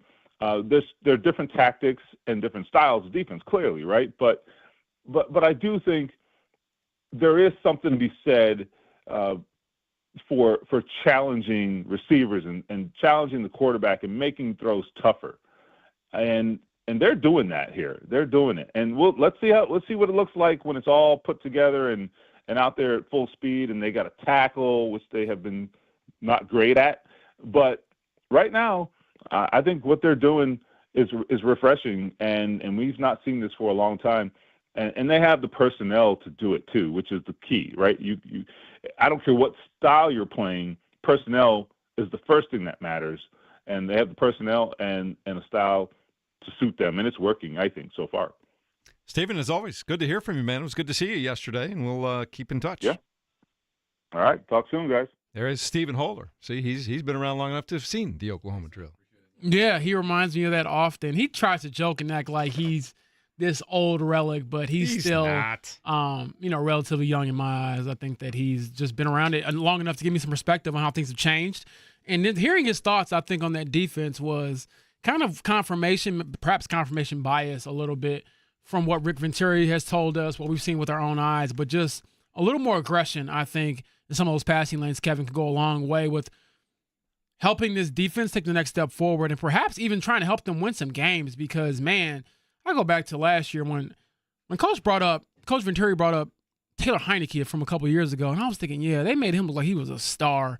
Drew Lock, star. Jake Browning. Any quarterback that had to play this Gus Bradley defense over the last 3 years, I mean, they had career days. I feel like too many of them. So that should not be the case going forward. Yeah, the defense schematically was a joke, frankly. In recent years, you just allowed quarterbacks to get into rhythms, and oftentimes it bit you. And I think that is a huge change with what Lou Anarumo wants to do, and I think you've seen it. And also, when you talk about defensive investments, you have to talk about the personnel as well. And I thought Justin Wally, the rookie out of Minnesota, had one of the more impressive individual plays of camp yesterday late in the day.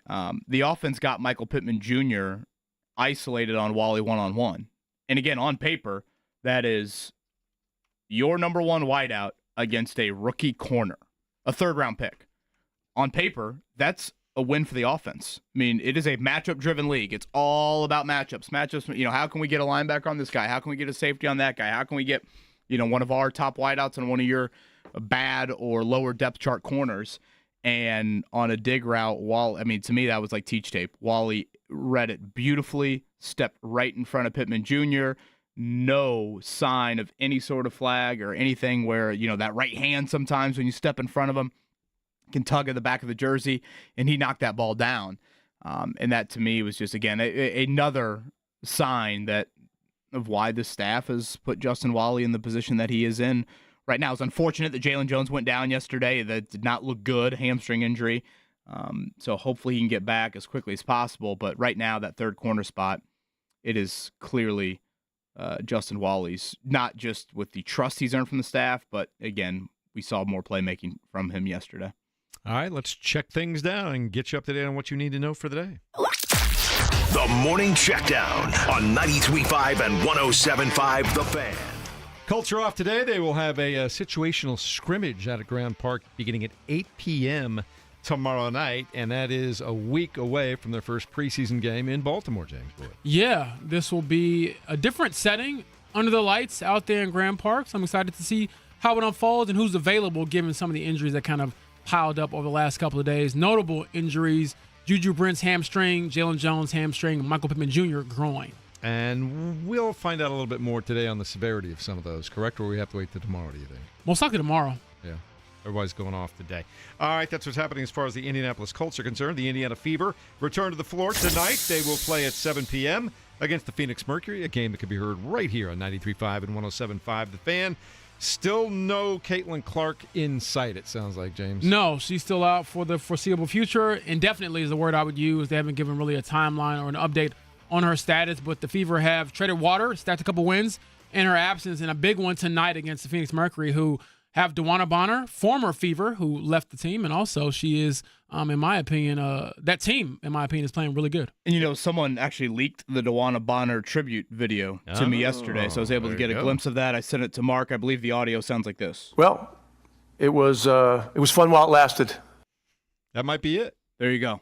Leaked audio of what the tribute video will be for DeWanna Bonner tonight. I think you could have a firework or two inside of Gainbridge Fieldhouse tonight. We'll see how things go. Not only DeWanna Bonner against the team that she mysteriously, I guess, left a couple months ago, but also Sophie Cunningham playing her old team. I don't think Sophie Cunningham ill will is maybe anywhere near the other. But we'll see how things go. Obviously, things got very heated with the Connecticut Sun earlier in the year with a little bit of some overlapping ties on that roster. So, yeah, tonight could get a little juicy inside of Cambridge Fieldhouse. I actually got leaked audio of her post-game press conference. It was time to get the out of there. I was going to say, Short the and sweet. video that goes with that I saw very descriptive was her checking out of the game. So it'll be those words with her checking out of a game. That'll be the tribute. She has been pretty good with the Mercury. No, she's been balling. Coming off the bench. Again, they are one of the better teams, I think, in the league, and they have struggled here as of late. But I think it's a good matchup for the Fever. They are a notable underdog without Caitlin Clark. And again, 5 straight on the road after tonight. All right, Major League Baseball yesterday. Not a good day for our teams around here. Dodgers beat the Reds by a score of 5-4. Milwaukee Brewers over the Cubs 9-3. It was the Marlins shutting out the Cardinals 5-0. And if you're a White Sox fan, they lose again to the Philadelphia Phillies. 6-3 was the final score in that one. Anything else you want to throw in, James Boyd? No, I'll just say as a former South Side guy, my dad growing up on the South Side, the Sox gave us a little hope there, recently, and then they went back to being the Sox. That was a short-lived hope, though. Right? Hey, you got to get in where you fit in. That's how that works. All right, coming up in just a moment, we will hear within the next hour from Tyler Warren, the tight end, rookie tight end from Penn State, and we'll talk more about the Colts and camp and everything else that's going on around here at 93.5 and 107.5 The Fan.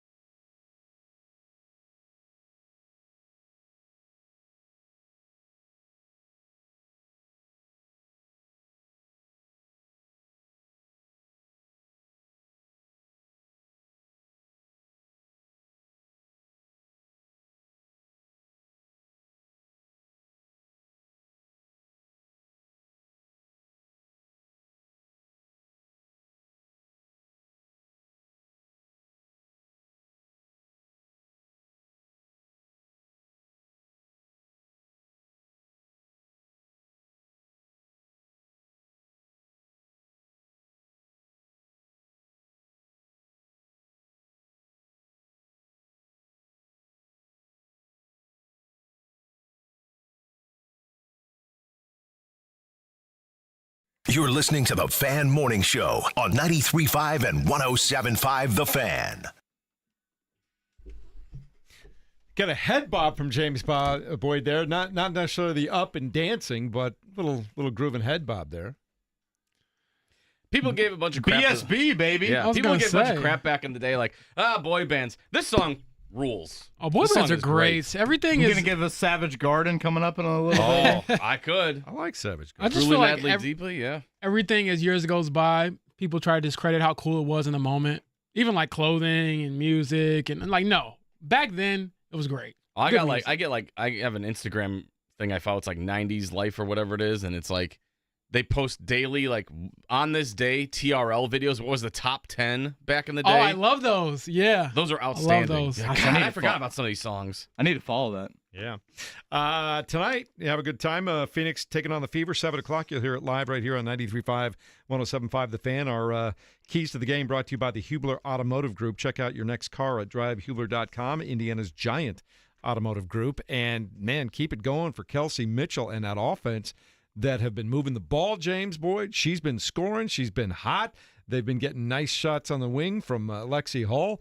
Just keep that flow going, and they do a really great job when they're playing their best offensive basketball at sharing the ball. It doesn't hit the floor, and it moves. Yeah, that's how they're going to have to win, especially without Caitlin Clark. I mean, anybody trying to do the Caitlin Clark masquerade and trying to go one-on-one outside of Kelsey Mitchell is probably not a good idea. So big one tonight. Tonight against the Phoenix at home. And I think, again, it'll be a little animosity there because of DeWanna Bonner. But I like pettiness. And also, although I do believe it's fair to say she quit on the team, she has gone to her new team and thrived. So I can see why she wanted out. I can see both sides of it, but it doesn't mean that the fans are showing any love tonight. Do you think a lot of it could have just been, look, her fiance or partner is part of the Phoenix Mercury. She got here. She's in Indiana. And she's like, man, I'm just not happy where I'm physically at right now. I'm not sure. I would love to ask her that, honestly. She hasn't really spoken on it. I know she mentioned that part of her departure was not because she came off the bench, which she has done in her career, and I believe she's doing right now for the Mercury, but I want to hear from her before and after the game. You sometimes get wind of this training camp wise, and following a little bit of around the league. And, right now from a national training camp standpoint, the Micah Parsons story, the Trey Hendrickson story, the Terry McLaurin stories, contract stuff seems to dominate it. But I don't know if you felt this at all, James, but it seems like right now the week one opponent of the Colts, the Miami Dolphins. Yeah. They are dealing with an absolute wrecked secondary room with injuries. And remember, they traded Ramsey right before the start of the season. So just something to keep an eye on for week one. I get that September 7th is a long ways away, but they lost a corner, one of their better corners yesterday for the entire season. And this is like one of many secondary injuries they have already had. They've signed guys off the streets, and the Colts, had whatever, Jalen Jones go down yesterday, but it doesn't seem to be anything like Miami. So just something to keep an eye on, as what I have said several times and will continue to say as we get closer to the start of the regular season. I just think these first two games, outside of the Houston games, I think they're the most important games on the Colts schedule. Miami week 1, Denver week 2. Not just because this team has a week 1 drought, because of who the opponents are. And I think these are teams that could very well be in the wild card picture, and those tiebreakers can be huge for you. I think I talked about this yesterday. I'd throw in the week 3 matchup against Tennessee right on top of that too, because I think if this team comes out of that 2-1 at least, man, they got to feel, given how they start, given where they've been in the division, to be 1-0 in the division, be 2-1 or even 3-0, I think that would set an amazing tone for the rest of the season, James.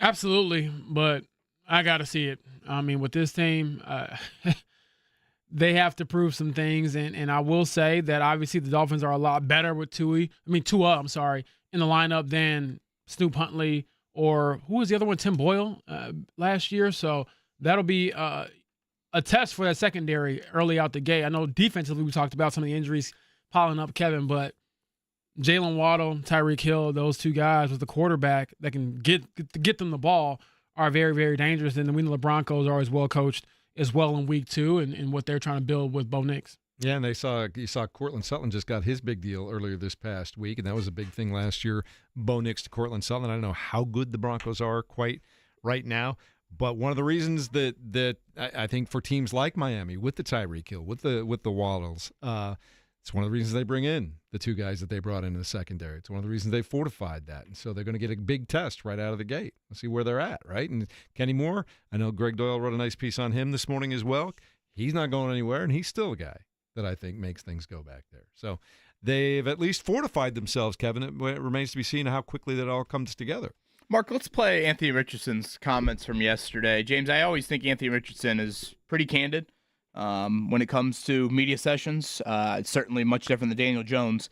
I don't know how much of that is New York scar tissue for Daniel Jones or what, but this was Richardson yesterday. I believe you asked the question, and I guess I should let you go ahead and tee it up, James. And I thought Anthony's answer was one that might raise some eyebrows, but this is definitely how he is wired. Yeah, I was just curious to know, what have you done from a approach standpoint, a mentality standpoint, perhaps even a maturity standpoint this offseason to prepare for what will be, I think, the most pivotal season of your career? Not necessarily. Honestly, I just feel like the things I was doing, last year and the year before, I feel like there was more. All the greats, they always do more. They do more than what other people are expecting them to do. And, after last season, I feel like I needed to do more, not only for the team but for myself.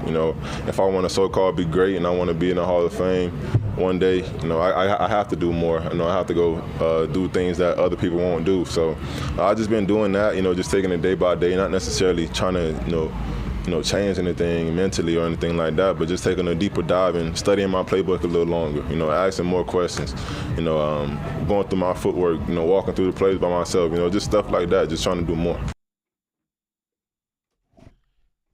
And I'm glad he kind of gave us some examples at the end, because that was going to be my follow-up initially, is you hear players often say, what'd you work on this offseason? Oh, everything. Yeah, well, that's not an answer. But hearing him say the playbook, having to do things from a scheduling standpoint that are a little bit different, a little more demanding, all the little things, because even when he got benched last year, I think a lot of people were wanting to find sort of the smoking gun, the thing that kind of, the straw that broke the camel's back. But really it was, from my understanding, it was like a bunch of little things kind of piling up on top of each other. And then you put that alongside the tap out and not playing well, and it led to him being benched. And so I know we talk a lot about him getting better at intermediate throws and accuracy and availability, but I still think that from last year to this year, we need to see a big jump in the operational approach to the game. And I know he loves football.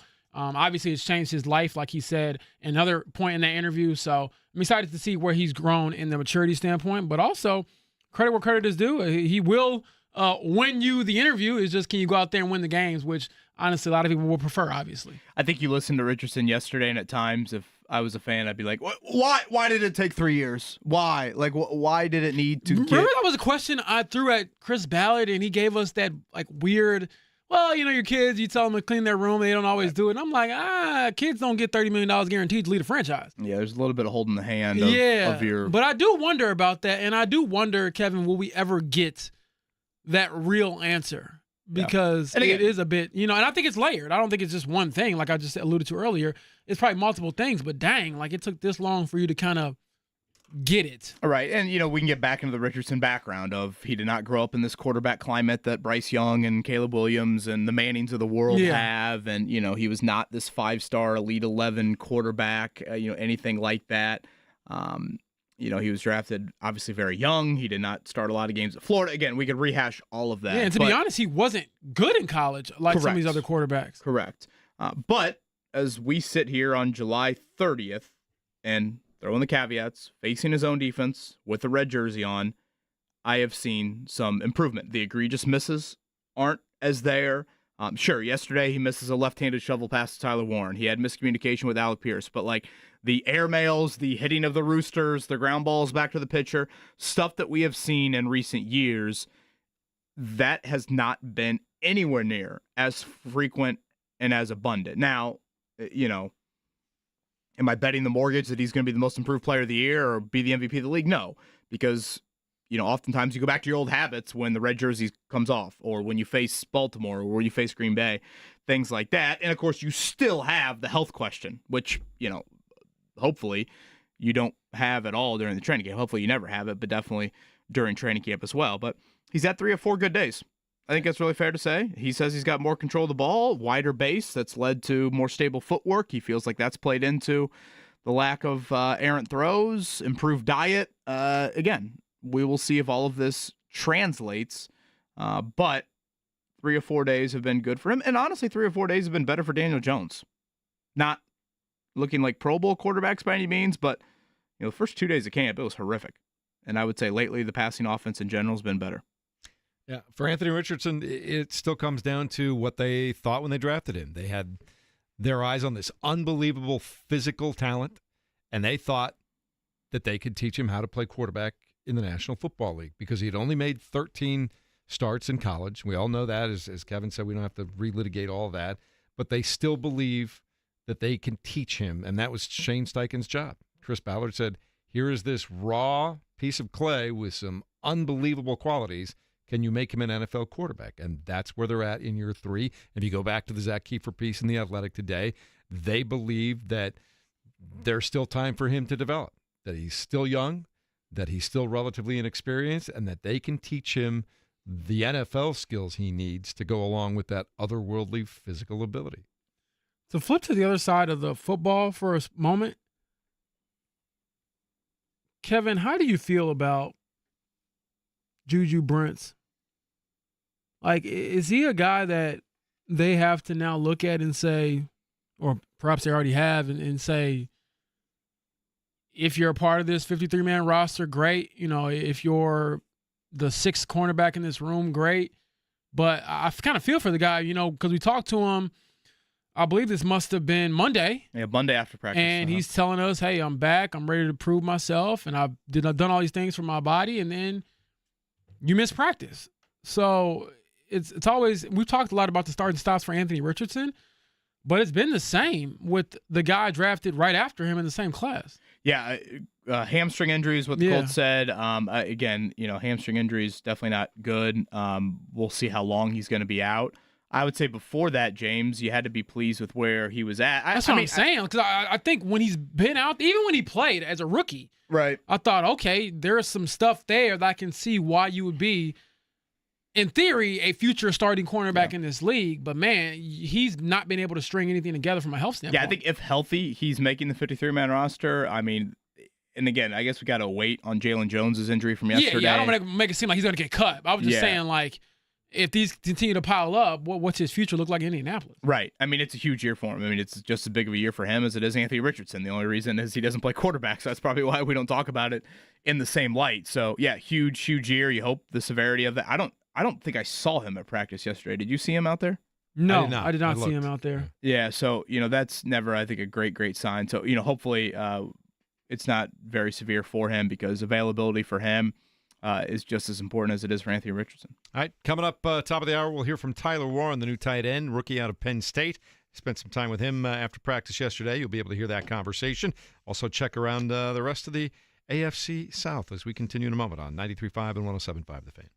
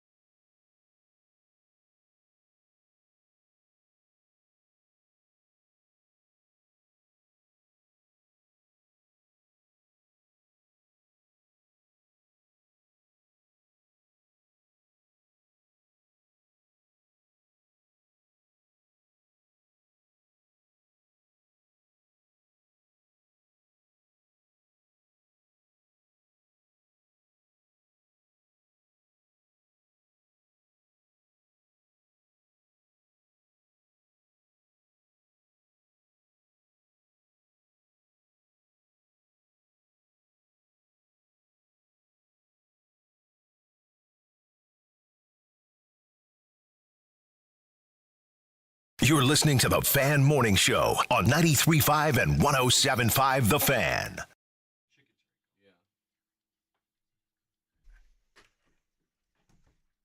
There's your Savage Garden, man.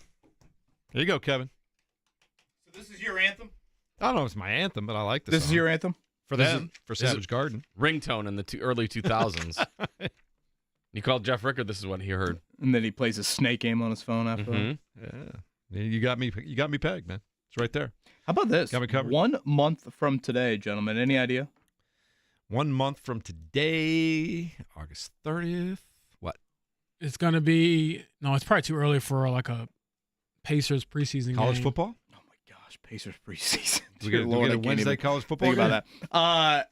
August 30th, it is a Saturday. Your Purdue Boilermakers in the Barry Odom era taking on Ball State. 16.5-point favorite over the Chirpers. New coach there, right? They got the Uremovich, right, from Butler, if I'm not mistaken. And year 2 for one, Kurt Signetti. Am I seeing this correctly? They're only a 23.5-point favorite over Old Dominion. Boy, you just hammer IU in that one? Yeah. I can't you'd like imagine. to think so. You'd hope so. Thought I read Old Dominion hasn't had a winning record in a decade. So 2:30 kick from Memorial Stadium. 1 month from today, college football. Notre Dame slots into the Sunday Labor Day matchup down there in Miami. They've got the Fighting Stephen Holders. You guys going to have a friendly wager in with week that one? One. Question They're going to have for an you, Oklahoma Kevin. drill. That's right. Put Kevin against Stephen in an Oklahoma drill. We'll have James as the running back. What do you think? I think we could get some watchers for that. Either way, I'm scoring regardless of what happens. You saw the 40 times, so I don't need much space. I want James Boyd as my scat back there. Cam McCaffrey back there. But I do have a question for you, Kevin. So as a college football lover, I love college football. are you hey, get this thing kicked off at 12, or do you prefer the big Saturday night, 8 p.m., all eyes on this game, under the lights type There's of something guy? about the night game. There's just something about it. It's just different. That's Now, fair. don't get me wrong. I mean, like 11:50. Yeah, we don't discriminate, No. Like 11:55 every Saturday. I mean, you got to be in front of the TV watching the end of game day. I think there are enough great games every week that you can put one at noon and one at night. Well, correct me if I'm wrong. And Mark, please look this up. Week 1 college football. I think that's our final game day with Corso. And I want to say they've announced Ohio State, Texas for that. Oh, that's going to be great. Oh, wait, is that a Big Ten team scheduling a marquee non-conference game? Oh, here you go. I didn't know that was possible. Here you go. I thought they played too many conference games in the Big Ten. And that, I think, is noon, James Boyd, to your point, from the Horseshoe. I could be wrong on that. Mark will double-check me on that. Yes, it is noon. Yeah, that is the final game for him. Do we have preseason polls out? Is that 1 versus 2? I haven't seen any polls. Is he going to put a I think a lot of people are very high on Texas. Is he going to put a Bucky Boy, he's got to put Brutus on. He's got to put Brutus Brutus on one final time, right? Yeah, you'd think so. But he's definitely, if I'm not mistaken, he's had some Bevo experiences too. Yeah, there's some good games that day too. Florida State, Alabama later on, and oh man, and this is the other thing. I'm supposed to get like work done because once our schedule kicks in, the NFL has given that weekend up, James. The NFL used to try and do their roster cuts that Saturday. They've now bumped that up. I'm so glad. To like that Tuesday, which the NFL has finally said we will allow college football to have that. They don't allow them to have, playoff weekend. We obviously saw that last year. But James, that should be a quiet weekend for the Colts and the entire NFL. The next week, of course, is when the NFL starts, September 7th. So, yes, 1 month from today, the Fighting Barry Odoms and the Fighting Kurt Signettis. I can't wait. Talking about the Colts and their ability to try and get off on a really good start. And, of course, they don't want to get behind the 8 ball. They want to get that first win if they can finally get one in Miami. We've talked about following up with Denver, a team that was going neck and neck with them for a playoff spot last year, which the Colts eventually lost. And then you got your first division game. Checking around the AFC South yesterday, looks like Jacksonville's getting closer and closer, James, to trying to figure out what they're exactly going to do with Travis Hunter. I know there was a quote yesterday from new head coach Leon Combs who said he'll go back to defense before our mock game scrimmage and be able to kind of use that mock as an evaluation to see, all right, what do we need to do now? What did it look like in the scrimmage? Do we need to maybe get him more time on defense? So it sounds like they haven't quite still figured out what to do with him. I just wonder if he's going to hold up physically. That's my biggest thing. And I've seen him do some special things. All of us have at the college level. You can't not be special and win the Heisman. However, I don't trust that physically you can do it in the NFL. So I wonder if there's a couple packages they'll try to throw out there. But at some point, does he just go to one position and say, I'm going to kill it here because it's so hard to play both ways? And also from a incentive standpoint, you're not getting paid anything extra for that. You're not being compensated anymore for doing that. So that's something that I think that he should probably talk to his agent and management about. I know from a competitive standpoint, it's like, oh, I want to do everything. I can do it all. But from a financial standpoint, there is no incentive to do that. So we'll see how it all shakes out. Duval. Thank you, Liam Cohen, for that. Colts Jags, 7.5 wins. Both of them have the same over-under. Who finishes with more wins? I still feel maybe am I wrong to be a little more optimistic on the Colts this year than most people? I think that they've got a chance to win 10 or 11 games this year. I say that look at what they've done to the secondary. You could pay for some of the boys' colleges if you bet that 11 winner. I'm looking that up right now. Put some money where your mouth is. 11 may be too many, but I think that they're going to be in the playoffs. I think that I always talk about the thing about you've got to have marquee players. I think they brought in two great defensive secondary guys to add to Kenny Moore, and we've seen, I know hopefully they'll be healthy, but we've seen what's happened with Jalen Jones and Juju Brents looking a little bit better there. We already know that they can run the ball. We were talking about that earlier with JT. I like the way that this wide receiver room is coming together as a group, and I think to your point earlier, James, A.D. Mitchell could be really special when it's all said and done. I like that Tyler Warren is there. I like that they've got most of their offensive line figured out. I believe that they've answered more questions than they actually have right now, and that remains to be seen. I know this is just my thought. My biggest worry right now is can they put pressure on the opposing quarterback? But outside of that, I think they've addressed a lot of needs, and I feel confident and optimistic that things are going to be better this year. You can throw money down on over 9.5 wins right now at plus 280. I think I'll probably do that. So you said the Jaguars and the Colts, Kevin? Correct. Yes, they have the same over-under of 7.5 wins. So I'm saying I'll take the over is what I'm saying. I think the Jaguars. Quarterback is better. Yeah, I would go Jaguars, I think. Boy, Travis Hunter and Brian Thomas, if they do that, if they put him offensively, I mean, boy, and I know I'm probably, speaking more from Brian Thomas, what he did against the Colts last year, but damn. He did it against everybody. He's already a better receiver than anybody the Colts have had in recent years. Oh, for sure. Yeah. Yeah, that is quite the duo there. I think they'll both be better. So you got the Colts winning the division then if they win 10 or 11? No. If they win, I still think the Texans are a team to beat. I think they've got some questions. I was going to say, are they going like 13-4? No, they've got some questions too. I probably should have said 10, but I think there's a realistic chance that this team can go 10-7. I got to see something more from the quarterbacks. I can't buy into it. I'm sorry. Well, quarterback's not going to be any worse than it was last year.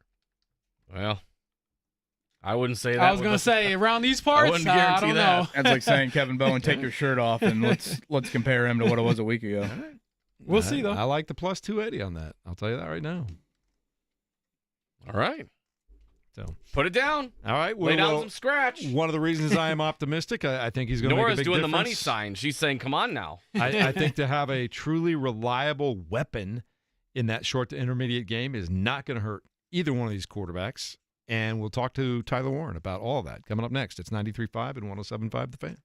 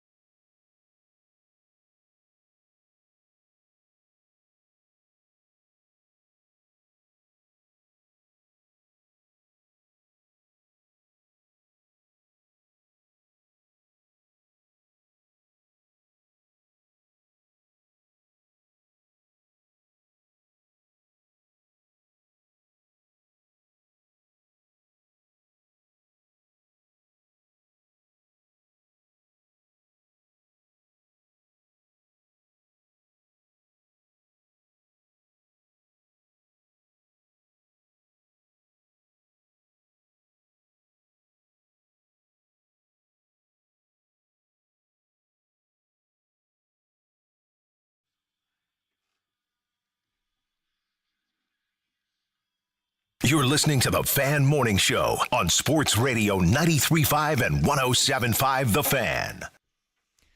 James Boyd, Kevin Bowen, Jeff Rickard, Mark Dykton, and Nora Dykton hanging out with us today. We appreciate that. And we've been talking about the Colts all day long. We were talking about some overs and unders just a moment ago, and I'm a little more bullish on the Indianapolis Colts than a lot of people, and I'm okay with that. I accept that. I've thought about that. And one of the reasons is, Kevin, they've really done a lot to improve their offense. They've kind of gotten Daniel Jones to be a little bit of an insurance issue against injury, or maybe he gets a better shot with a better offensive line than he had before. But I still think that this wide receiver core is solid and could be terrific if A.D. Mitchell turns into something. I think our next guest is going to make a big difference in short and intermediate and maybe even downfield after one play I saw yesterday with Tyler Warren. I just think the offense has a chance to be a really good offense and compete with teams. Well, I'd argue really the only real improvement is Warren. I would say the improvements are defensively much more than they are offensively. They really didn't touch their O-line at all, wide receiver and running back. I guess running back maybe a little bit on the depth, but definitely Tyler Warren. And I think if you've been out at Grand Park, you have seen some of that security blanket stuff, and just a tight end that has a catch radius that's a little different than the other tight ends in that room. We had a chance to talk to him right after practice yesterday, and one of the things we did is welcome him to Indianapolis and ask him if he's getting used to the heat and humidity in the middle of a very hot morning and a very hot week. It's good, starting to get used to it. Felt it a little bit, in April and May, but it's kicking up now, but it's been good, and I think it's been, only going to benefit us in the long run. There you go. Full pads means what to you? That's, as real as practice can be to a game, and that's really when you find out, what you're capable of on the football field, and I think it's, probably our most important practices, so I think it's been, a good start to us getting in pads out here, and it's been really, really fun. Jim Bob Cooter said something earlier that he felt like full pads would accentuate a few more of the characteristics to your game. What do you feel like those characteristics are when the full pads come on that you kind of take it to another level? I think kind of in general, the offense, the toughness can show a little bit more, and kind of just the physicality that we play with as a group. So I think that's the biggest thing that can kind of shine through when you're playing in full pads. So Tyler, coming into camp, what has been the biggest sort of learning curve for you when you go from obviously playing in college to now every guy on this team probably was the man where they came from in college?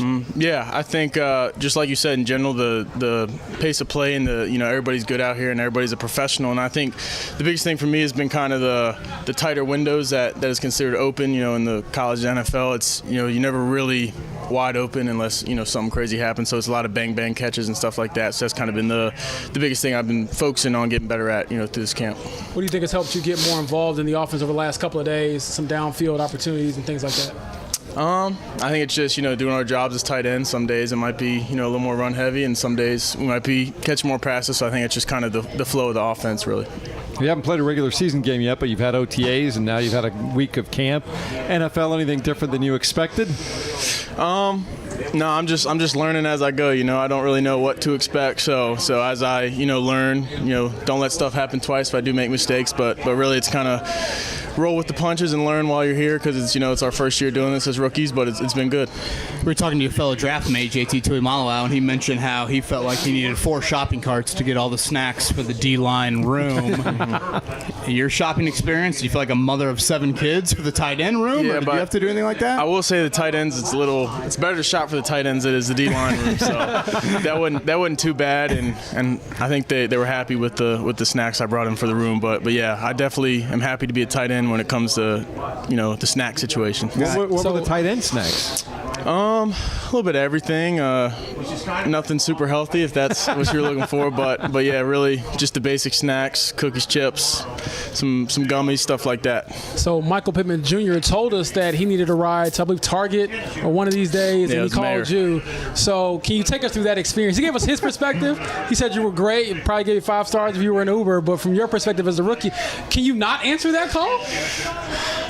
Well, that's the problem. I answered it, right? So if I didn't answer it, I might have been all right. But no, I got a lot of respect for Pitt, and he's been a great vet in the program for me, and has helped me out with some things. So I'm willing to drive him 5 minutes down the road if that's what he needs. But yeah, that's part of the duties, right? As a rookie, you gotta do some stuff for the older guys. But that was fun. So here you are, a tight end. I had read somewhere where you're the high school quarterback that dreamed of being a fullback, and you end up being a tight end. Kind of take me through that metamorphosis, that process.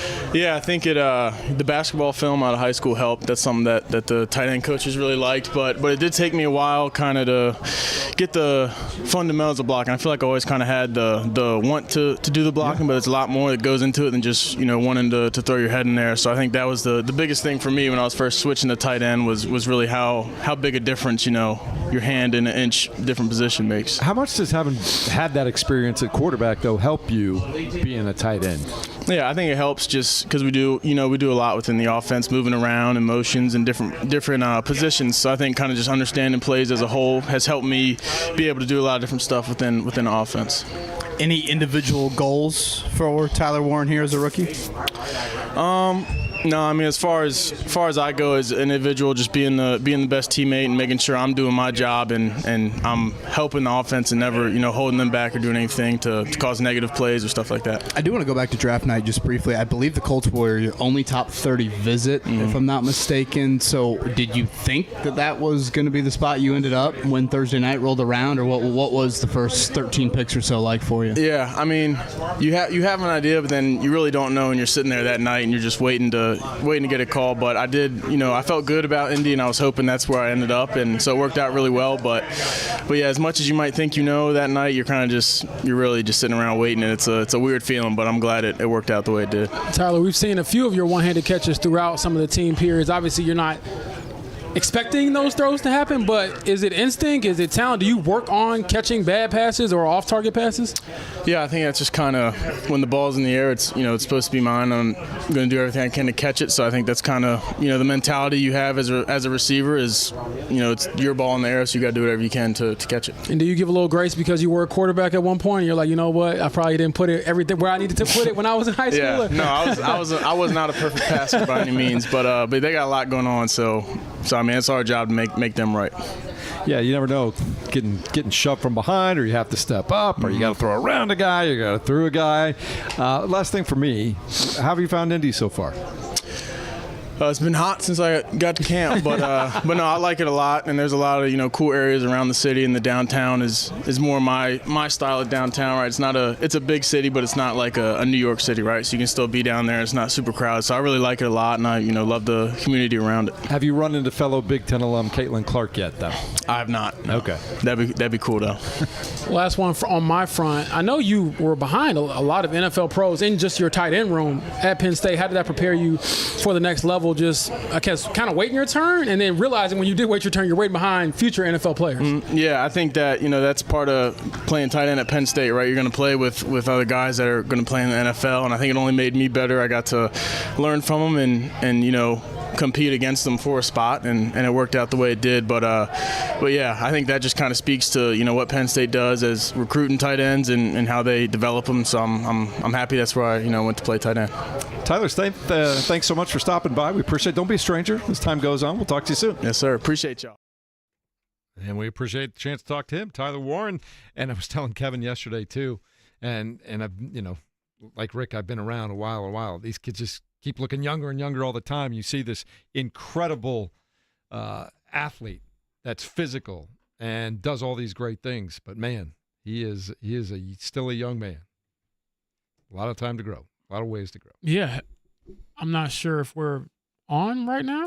Mike sounds a little weird. I'm sorry. Yeah, I don't know what happened to our headphones. But yeah, he's big time player, and obviously someone who I think can make a big difference with this group. And I think we've seen that early on, Kevin, because he's someone who is capable of catching the not so pretty passes, and there might be a few of those, whether it's Daniel Jones or Anthony Richardson, when he gets his opportunities. And then also he's just like a no nonsense guy. I feel like him and Shane Steichen will probably be kindred spirit when it comes to the approach to the game, and maybe not being as big personalities, but just making sure you show up when you need to on Sundays. And they will move him around. I can't stress that enough. I think if anybody's been out there at Grand Park, he is not just this inline blocking tight end. I mean, they are going to split him out and play him a fullback and play him a wildcat, and they threw a shovel pass to him. He is going to be moved around a whole lot. That attribute, the Colts in short yardage, the Colts inside the 10, the Colts, I don't maybe want to stretch out of the red zone, but I think inside the 10 in short yardage, that might be their most elite element to their entire football team. a combination of Richardson or Jones. I mean, for anyone, again, that goes out to Colts practice, Daniel Jones can scoot. I mean, he's not Richardson, but, like, he is no statue by any means. So Jones can make a play with his legs. Obviously, Jonathan Taylor. And then with Tyler Warren's element, what you saw at Penn State in a variety of ways, how they utilized him, I think that is the area of this Colts team, which it might sound like a minute thing of like, oh, wow, they're good in short yardage. Who cares? If you get into a 3rd and goal from the 2 and you now turn that into 7 instead of losing 2 yards and having to settle for 3, that's a 4-point play. 4-point plays add up a lot with parity in the NFL. So I think that element of the Colts, short yardage, again, goal line stuff, I think they're going to be very, very good and very dynamic. How much you put on his plate early on? It takes a while for rookies to kind of get everything. How much is he involved in packages, this, that, or the other thing? I don't want to make it sound like as bullish as I am on the Colts and him and in this offense. It's not like I see him becoming Travis Kelce out of the gate or anything like that, but I do think that he'll be used a lot. How much do you think they'll put on his plate, James? I think he'll come in and be their tight end 1. I think that's a fair statement. I know Molly Cox has kind of been rotating with him, but from a talent standpoint where he was drafted, he should be a starter this year. How much is on his plate? I think it depends on how well he can block. And he did say he has to improve in that area as he makes transition to the NFL. And I know he's got the want-to, as he alluded to, and the size, but as I've heard from a few coaches in the NFL, tight end, outside of quarterback is one of the hardest positions to learn because you're learning 2 things. You got to be able to receive and you got to be able to block. And this isn't, high school or college. These guys are really good. And so if he can get, I think, more acclimated on that side of things, I don't worry about the receiving at all. He's got talent there. It's the blocking part that I think if he can get that acclimated pretty quickly, then, yeah, he'll have a huge role for this team. And then obviously it comes down to the quarterback. Can you get him the ball?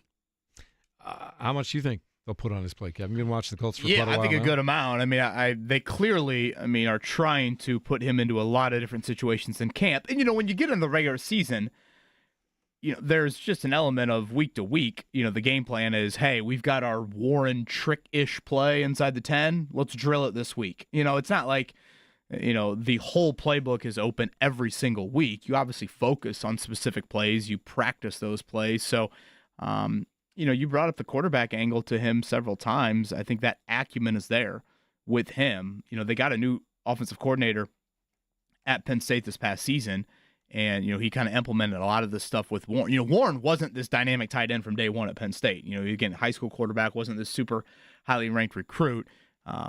So, they felt the need. And, yeah, I think I've told this story before. Watching him in the Big Ten, I watched that USC game a lot where he took over the game and got them back and to win that game. But, watching the Orange Bowl against Notre Dame, I found myself as that game moved along exhaling such a sigh of relief when Penn State didn't give him the football. Yeah. It was like anybody but Warren. And ironically enough, Penn State didn't have a wide receiver catch a ball in that game. And they still almost beat Notre Dame without that. And Warren was just that good. He was that freakish, dynamic. I'm looking at Kevin's eyes right now. He looks terrified just looking back at it. When he sat down, I was like, if you knew how much disdain I had of you, back a couple months ago, you'd probably be appalled at me, frankly. But he was that dynamic of a player. Now, one thing I am curious about was like so much of that element to him was sheer physicality, was almost throwing dudes out of the club, was, these arm tackles he'd just brush off. Does he have that same king of the playground element to him in a man's league? We watched firsthand Grover Stewart take Jonathan Taylor and toss him into the ground pretty easily yesterday, and Jonathan Taylor is by no means a small running back. It's different up at this level. Does that happen to the degree that it certainly did at Penn State? Well, it's going to be a lot of fun to watch, and again, how much he contributes blocking along with that offensive line. We talked about that a little earlier. You feeling okay at center and right guard at this point in time? Yeah, because real football hasn't been played just yet. So I would say, to Kevin's point from earlier, yes, the offensive line looks okay. They've looked pretty good throughout the first two padded practices. I think Matt Gonzalez, I was talking to, Coach Venturi actually, and it's in my story that just came out on The Athletic. He was saying he likes Matt Gonzalez a lot more inside. And actually, our draft guru, Dane Brugler, projected him to be a guard in his pre-draft evaluation. So, maybe he can, be a little less on that island by being sheltered in that offensive line. So he's shown some promise there. And then the centers keep rotating with Danny Pinter and Tanner Bortolini. So we'll see how this shakes out. Well, it's going to be a lot of fun to watch. And we were talking to Rick yesterday too, we start to get a better feel for how things are going when they play other teams, next week with the Ravens. A little bit later on, they'll play the Packers and the rest of their preseason schedule because at some point in time, it's hard, when you're playing against each other every day and the offense had a really good day, well, everybody knows kind of what's coming at this point in time. They know each other. They've gotten a good grip on what their opponent is doing right now. And sometimes you wonder, is our offense playing that well, or do we need to worry about the defense? Is the defense playing that well today, or do we need to worry about the offense? One thing Coach Venturi said with us yesterday, and by the way, if you missed that, that's up on the podcast. JT Tuimoloau, the second-round pick out of Ohio State, we also had on yesterday. He said something to the effect with Daniel Jones. We've talked so much Richardson, but with Jones specifically, Coach said, can you rehab the New York experience of Daniel Jones? And, Sam Darnold obviously played in that market, the infamous quote of, I'm seeing ghosts on Monday Night Football, and obviously had a great year with Minnesota last year. But, how do you look at Daniel Jones in New York?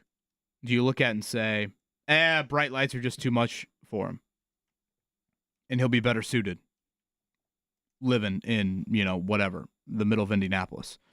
Or do you view it and say the scar tissue of what he went through and largely failing is too much to overcome? I think that's one of the hard things with Jones specifically. It's did the New York experience, was it simply just too much and now he's more comfortable and calmer, et cetera, or did it ruin him? Well, that's the fear that I would have. Did he get ruined? But I would think it would be more there were a lot of things working against him. I thought that offensive coaching staff at times when he was there was awful and didn't know what they were doing sometimes. I also thought that offensive line put him in a lot of tough spots all the time. What I like about them picking up Daniel Jones on the contract that they did, which is not breaking the bank for a quarterback, bring him in for what, $14 million a year, something like that. Yep. I like that you take a chance on a guy that at least you saw what he's capable of doing in that 2022 season. You know that he's capable of playing at a fairly high level in the NFL. Can he do it consistently? And to Kevin's point, can he overcome all the bad things that happened to him and that he did himself over the past 2 seasons? He's had one great year of football, one good year of football. And so to your question, Kevin, about, is he better suited, or even what maybe Rick alluded to yesterday, better suited for the Indy market than New York market? I'm not so sure, because in this market, it's quarterback play. That's why I thought Anthony Richardson faced a ton of pressure from the start of his career. Not only now, you come to the franchise where outside of Peyton Manning and Andrew Luck, since moving to Indianapolis, they have stunk. They're irrelevant. So around here, people are used to... Shout out to 1 year of Phillip Rivers. Yes, fair enough. But again, that's probably a future Hall of Famer right there. So outside of those 3 dudes, that's who you're going to be compared against. And obviously a lot of it will be more so to Peyton Manning and Andrew Luck. So I don't think you can come here and kind of look at it differently. Maybe from a media standpoint, it isn't as harsh from just the volume of people around you. But no, I don't think that it necessarily is less pressure. If anything, I think it's more, because to me, this is Daniel Jones' kind of last gasp. Yeah, and even if you don't talk the pressure game on field, and this goes for any resurrection project that you have, do you view it as that guy is scarred from it not working out in the first place that he was? Or do you look at it as, no, that was an important learning curve, things like that, and he needed to have real growth and all of those things? I think it's a fascinating debate there. That having said all that, the hope is that Daniel Jones never really gets a chance here, right? I mean, at the end of the day, that's the hope. Correct? That will be the hope, but it will be a bit of a naive one just because of the injury history with Anthony Richardson. So that to me is also such a big factor that we can't predict.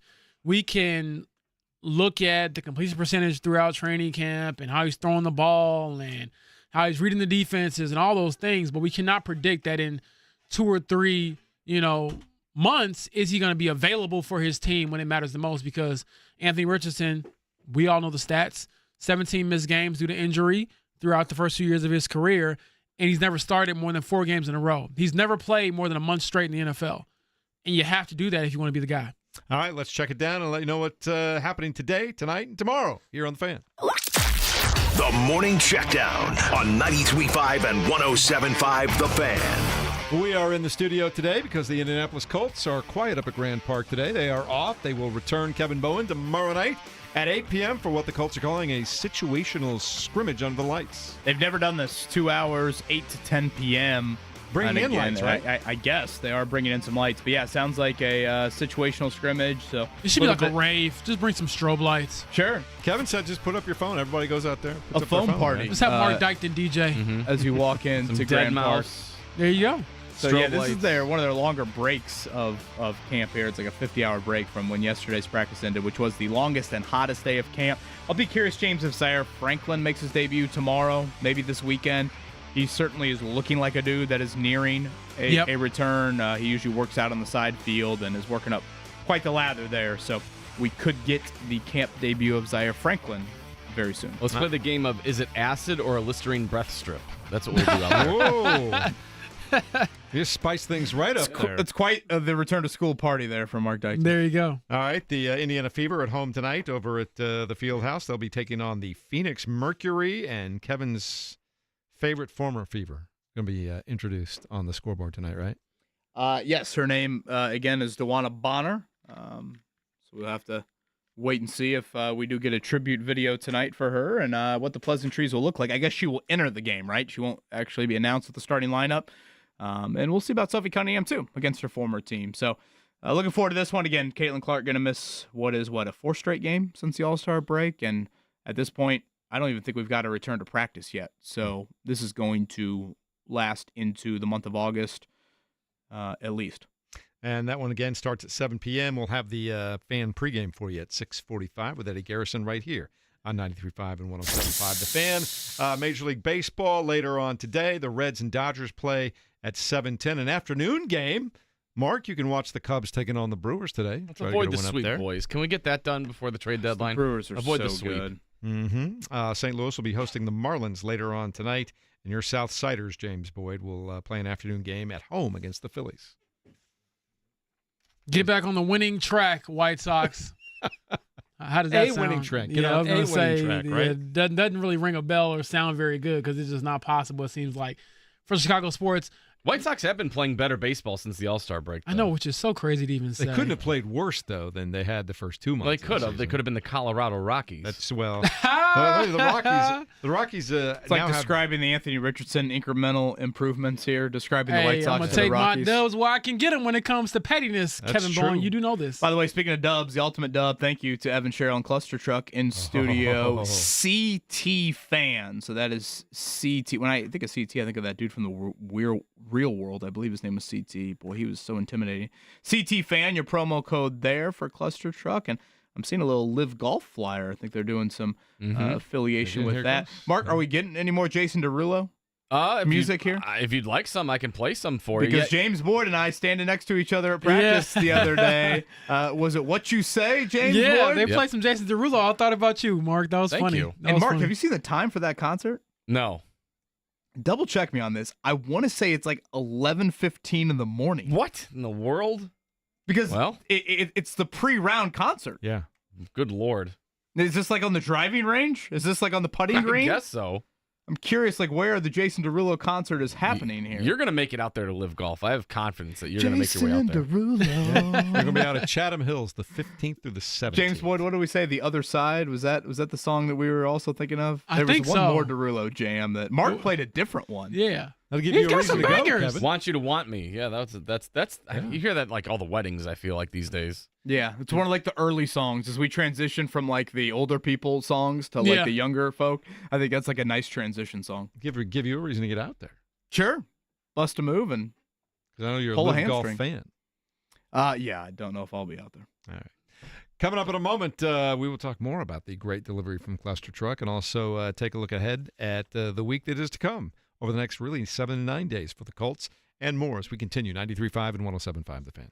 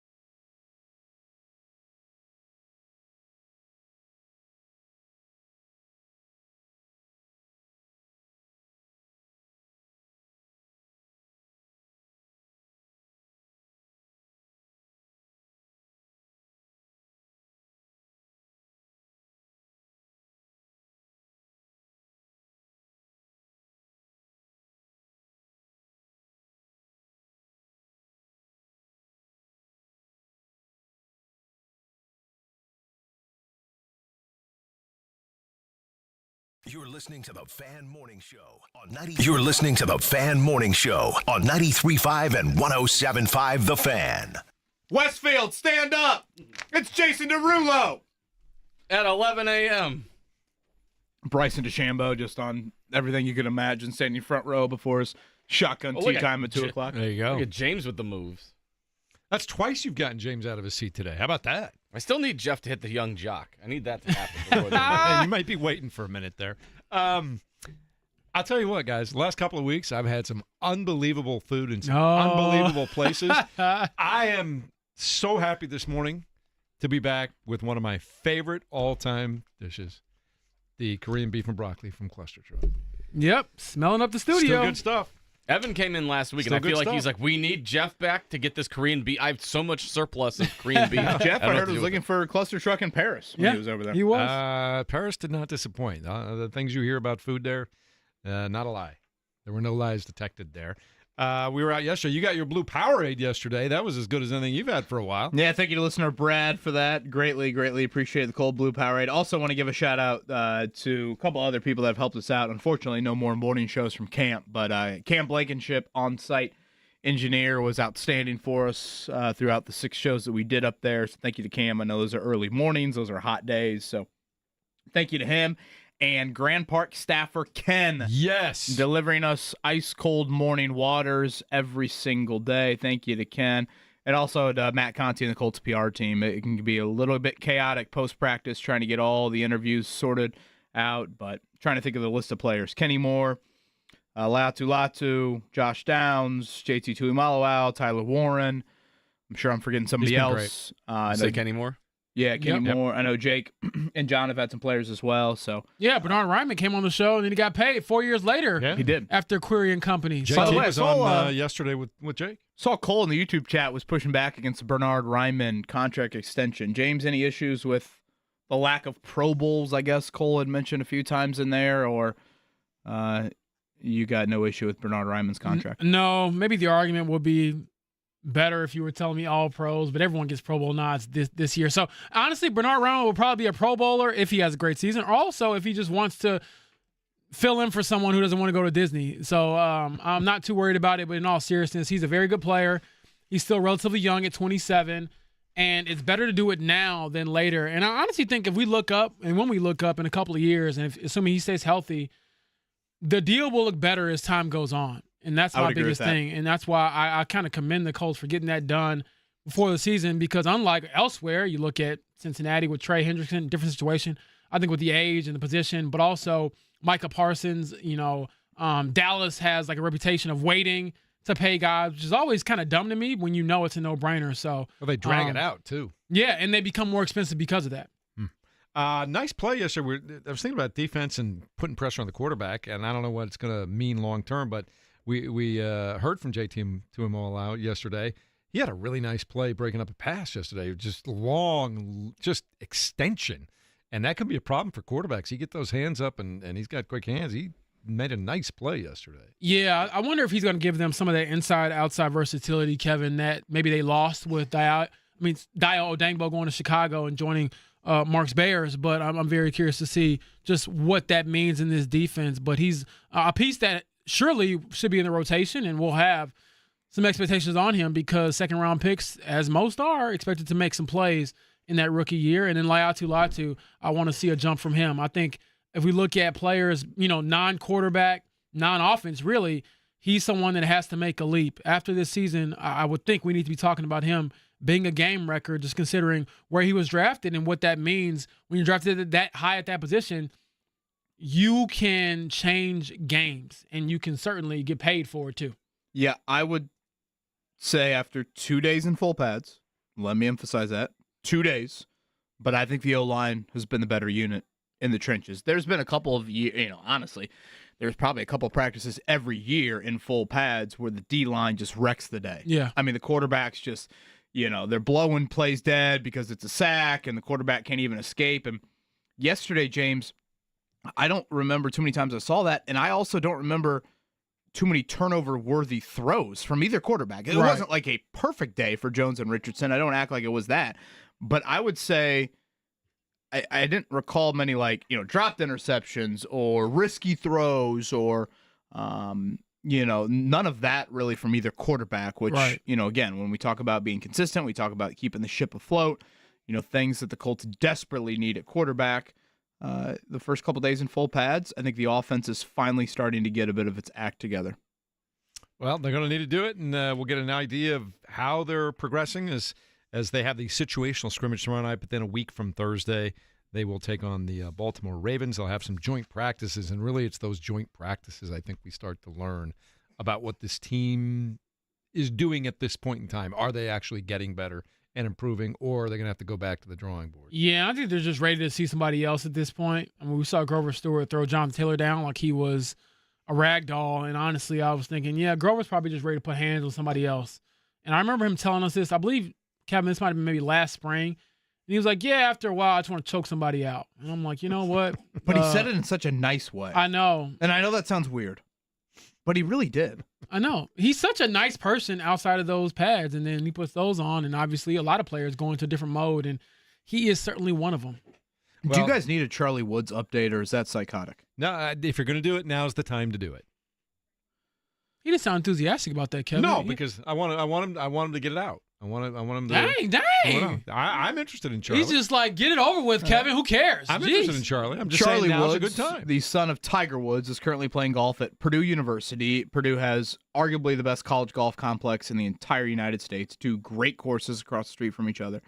They're hosting the Junior PGA Championship. So think of the PGA Championship as a major. This is the Junior PGA. It's a big-time junior event. Currently playing Campen, the harder of the 2 golf courses. Charlie Woods this morning is 4 under par through his first 7 holes. He's moved up 42 spots in the leaderboard, currently tied for 4th.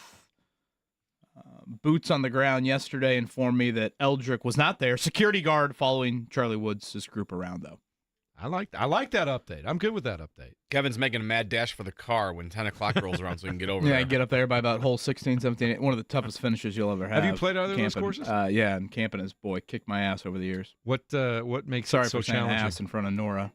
What makes it so challenging? Is Nora still at the age where she doesn't really get the cuss words? Yeah, not yet. Yeah. She's watching Bluey right now, so she's distracted. Like Max just says, smack my booty, and then he thinks he said, 10 cuss words after that and just really cackles. Camp it's long, it can be windy, there's some heather, there's hazards, Pete Dye is up to Pete Dye things. Yeah, it's great. It's great. One of the best golf courses in the entire state. I love it. I'm feeling generous today, too. How about a family 4-pack to go see the Indy 11 this weekend against the Tampa Bay Rowdies? We got that to give away right now, Mark Dykton. Sounds good to me. Yes, we do. 239-1070. I can't make it too easy every day. We'll do caller 5 today. Now everybody will be mad at me. 5 whole callers. How about that? Can't be fast fingers. Nora's going to learn day. some cuss words real quick. All right. 239-1070. You want a family 4-pack? Go watch Indy 11 this weekend. Now's the time to do it. Give us a call, and we'll hook you up. We'll finish up strong next.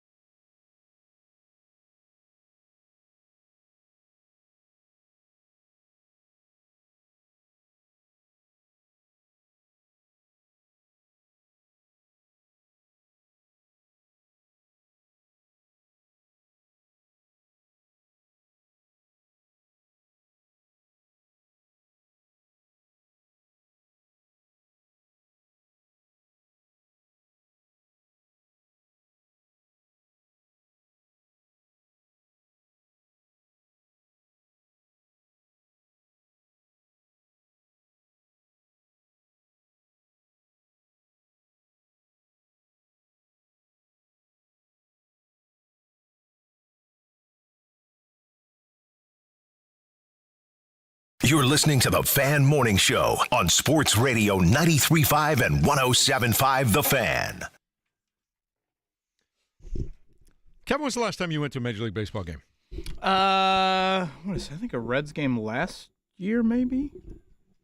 Yeah, I think so. I don't know all the years trying to go at this point. Yeah, I believe so. We usually try to get down to Great American Ballpark, once probably every other year. So yeah, I'd say right around there. James? Not since I was probably in high school.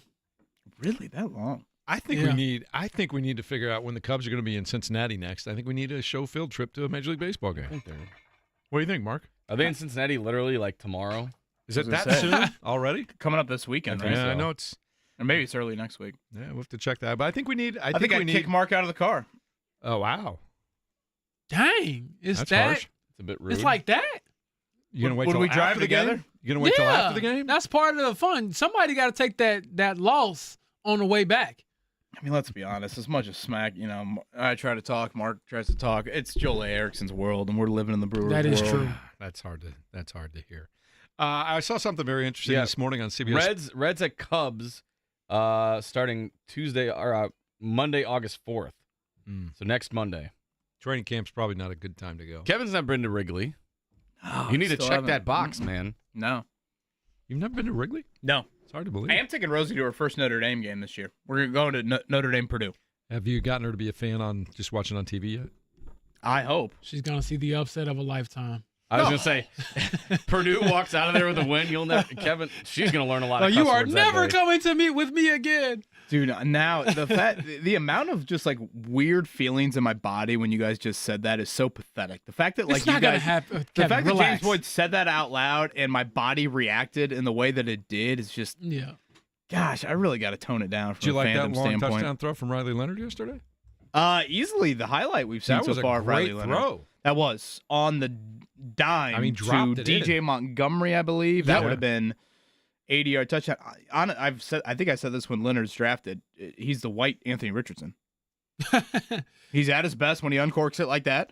IU saw that late in the game to put the game on ice to Jordan Faison, but we know he can move on the ground. He can move on the ground. He just cannot throw it first, second level. So I think we've seen that in camp, James. And I don't know. You think Riley Leonard, Jason Bean, weirdly is a competition?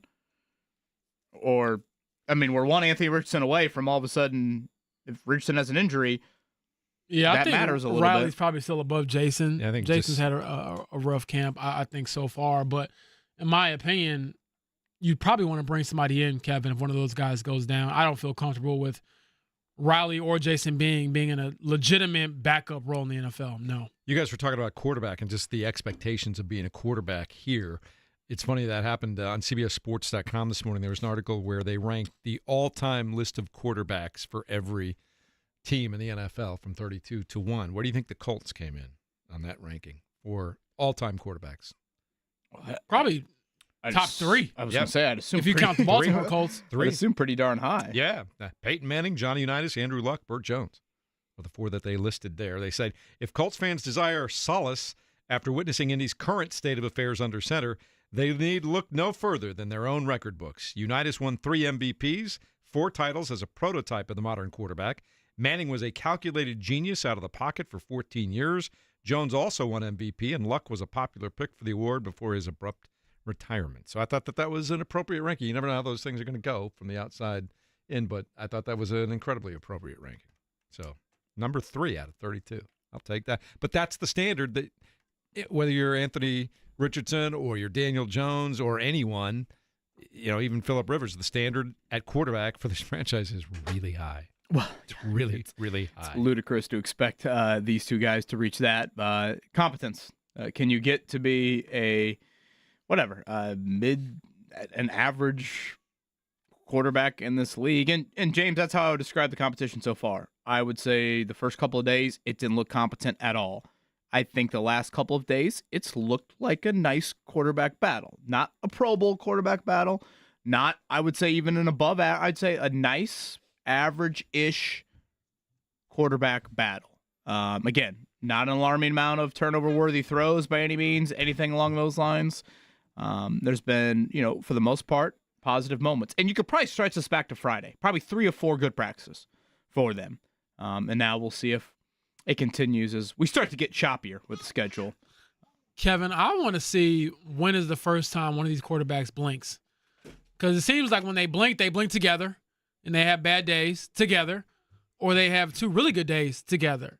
And so will tomorrow night under the lights offer any more separation or just sort of difference between the two? Because each day I kind of leave thinking that was bad or, oh, that was pretty good.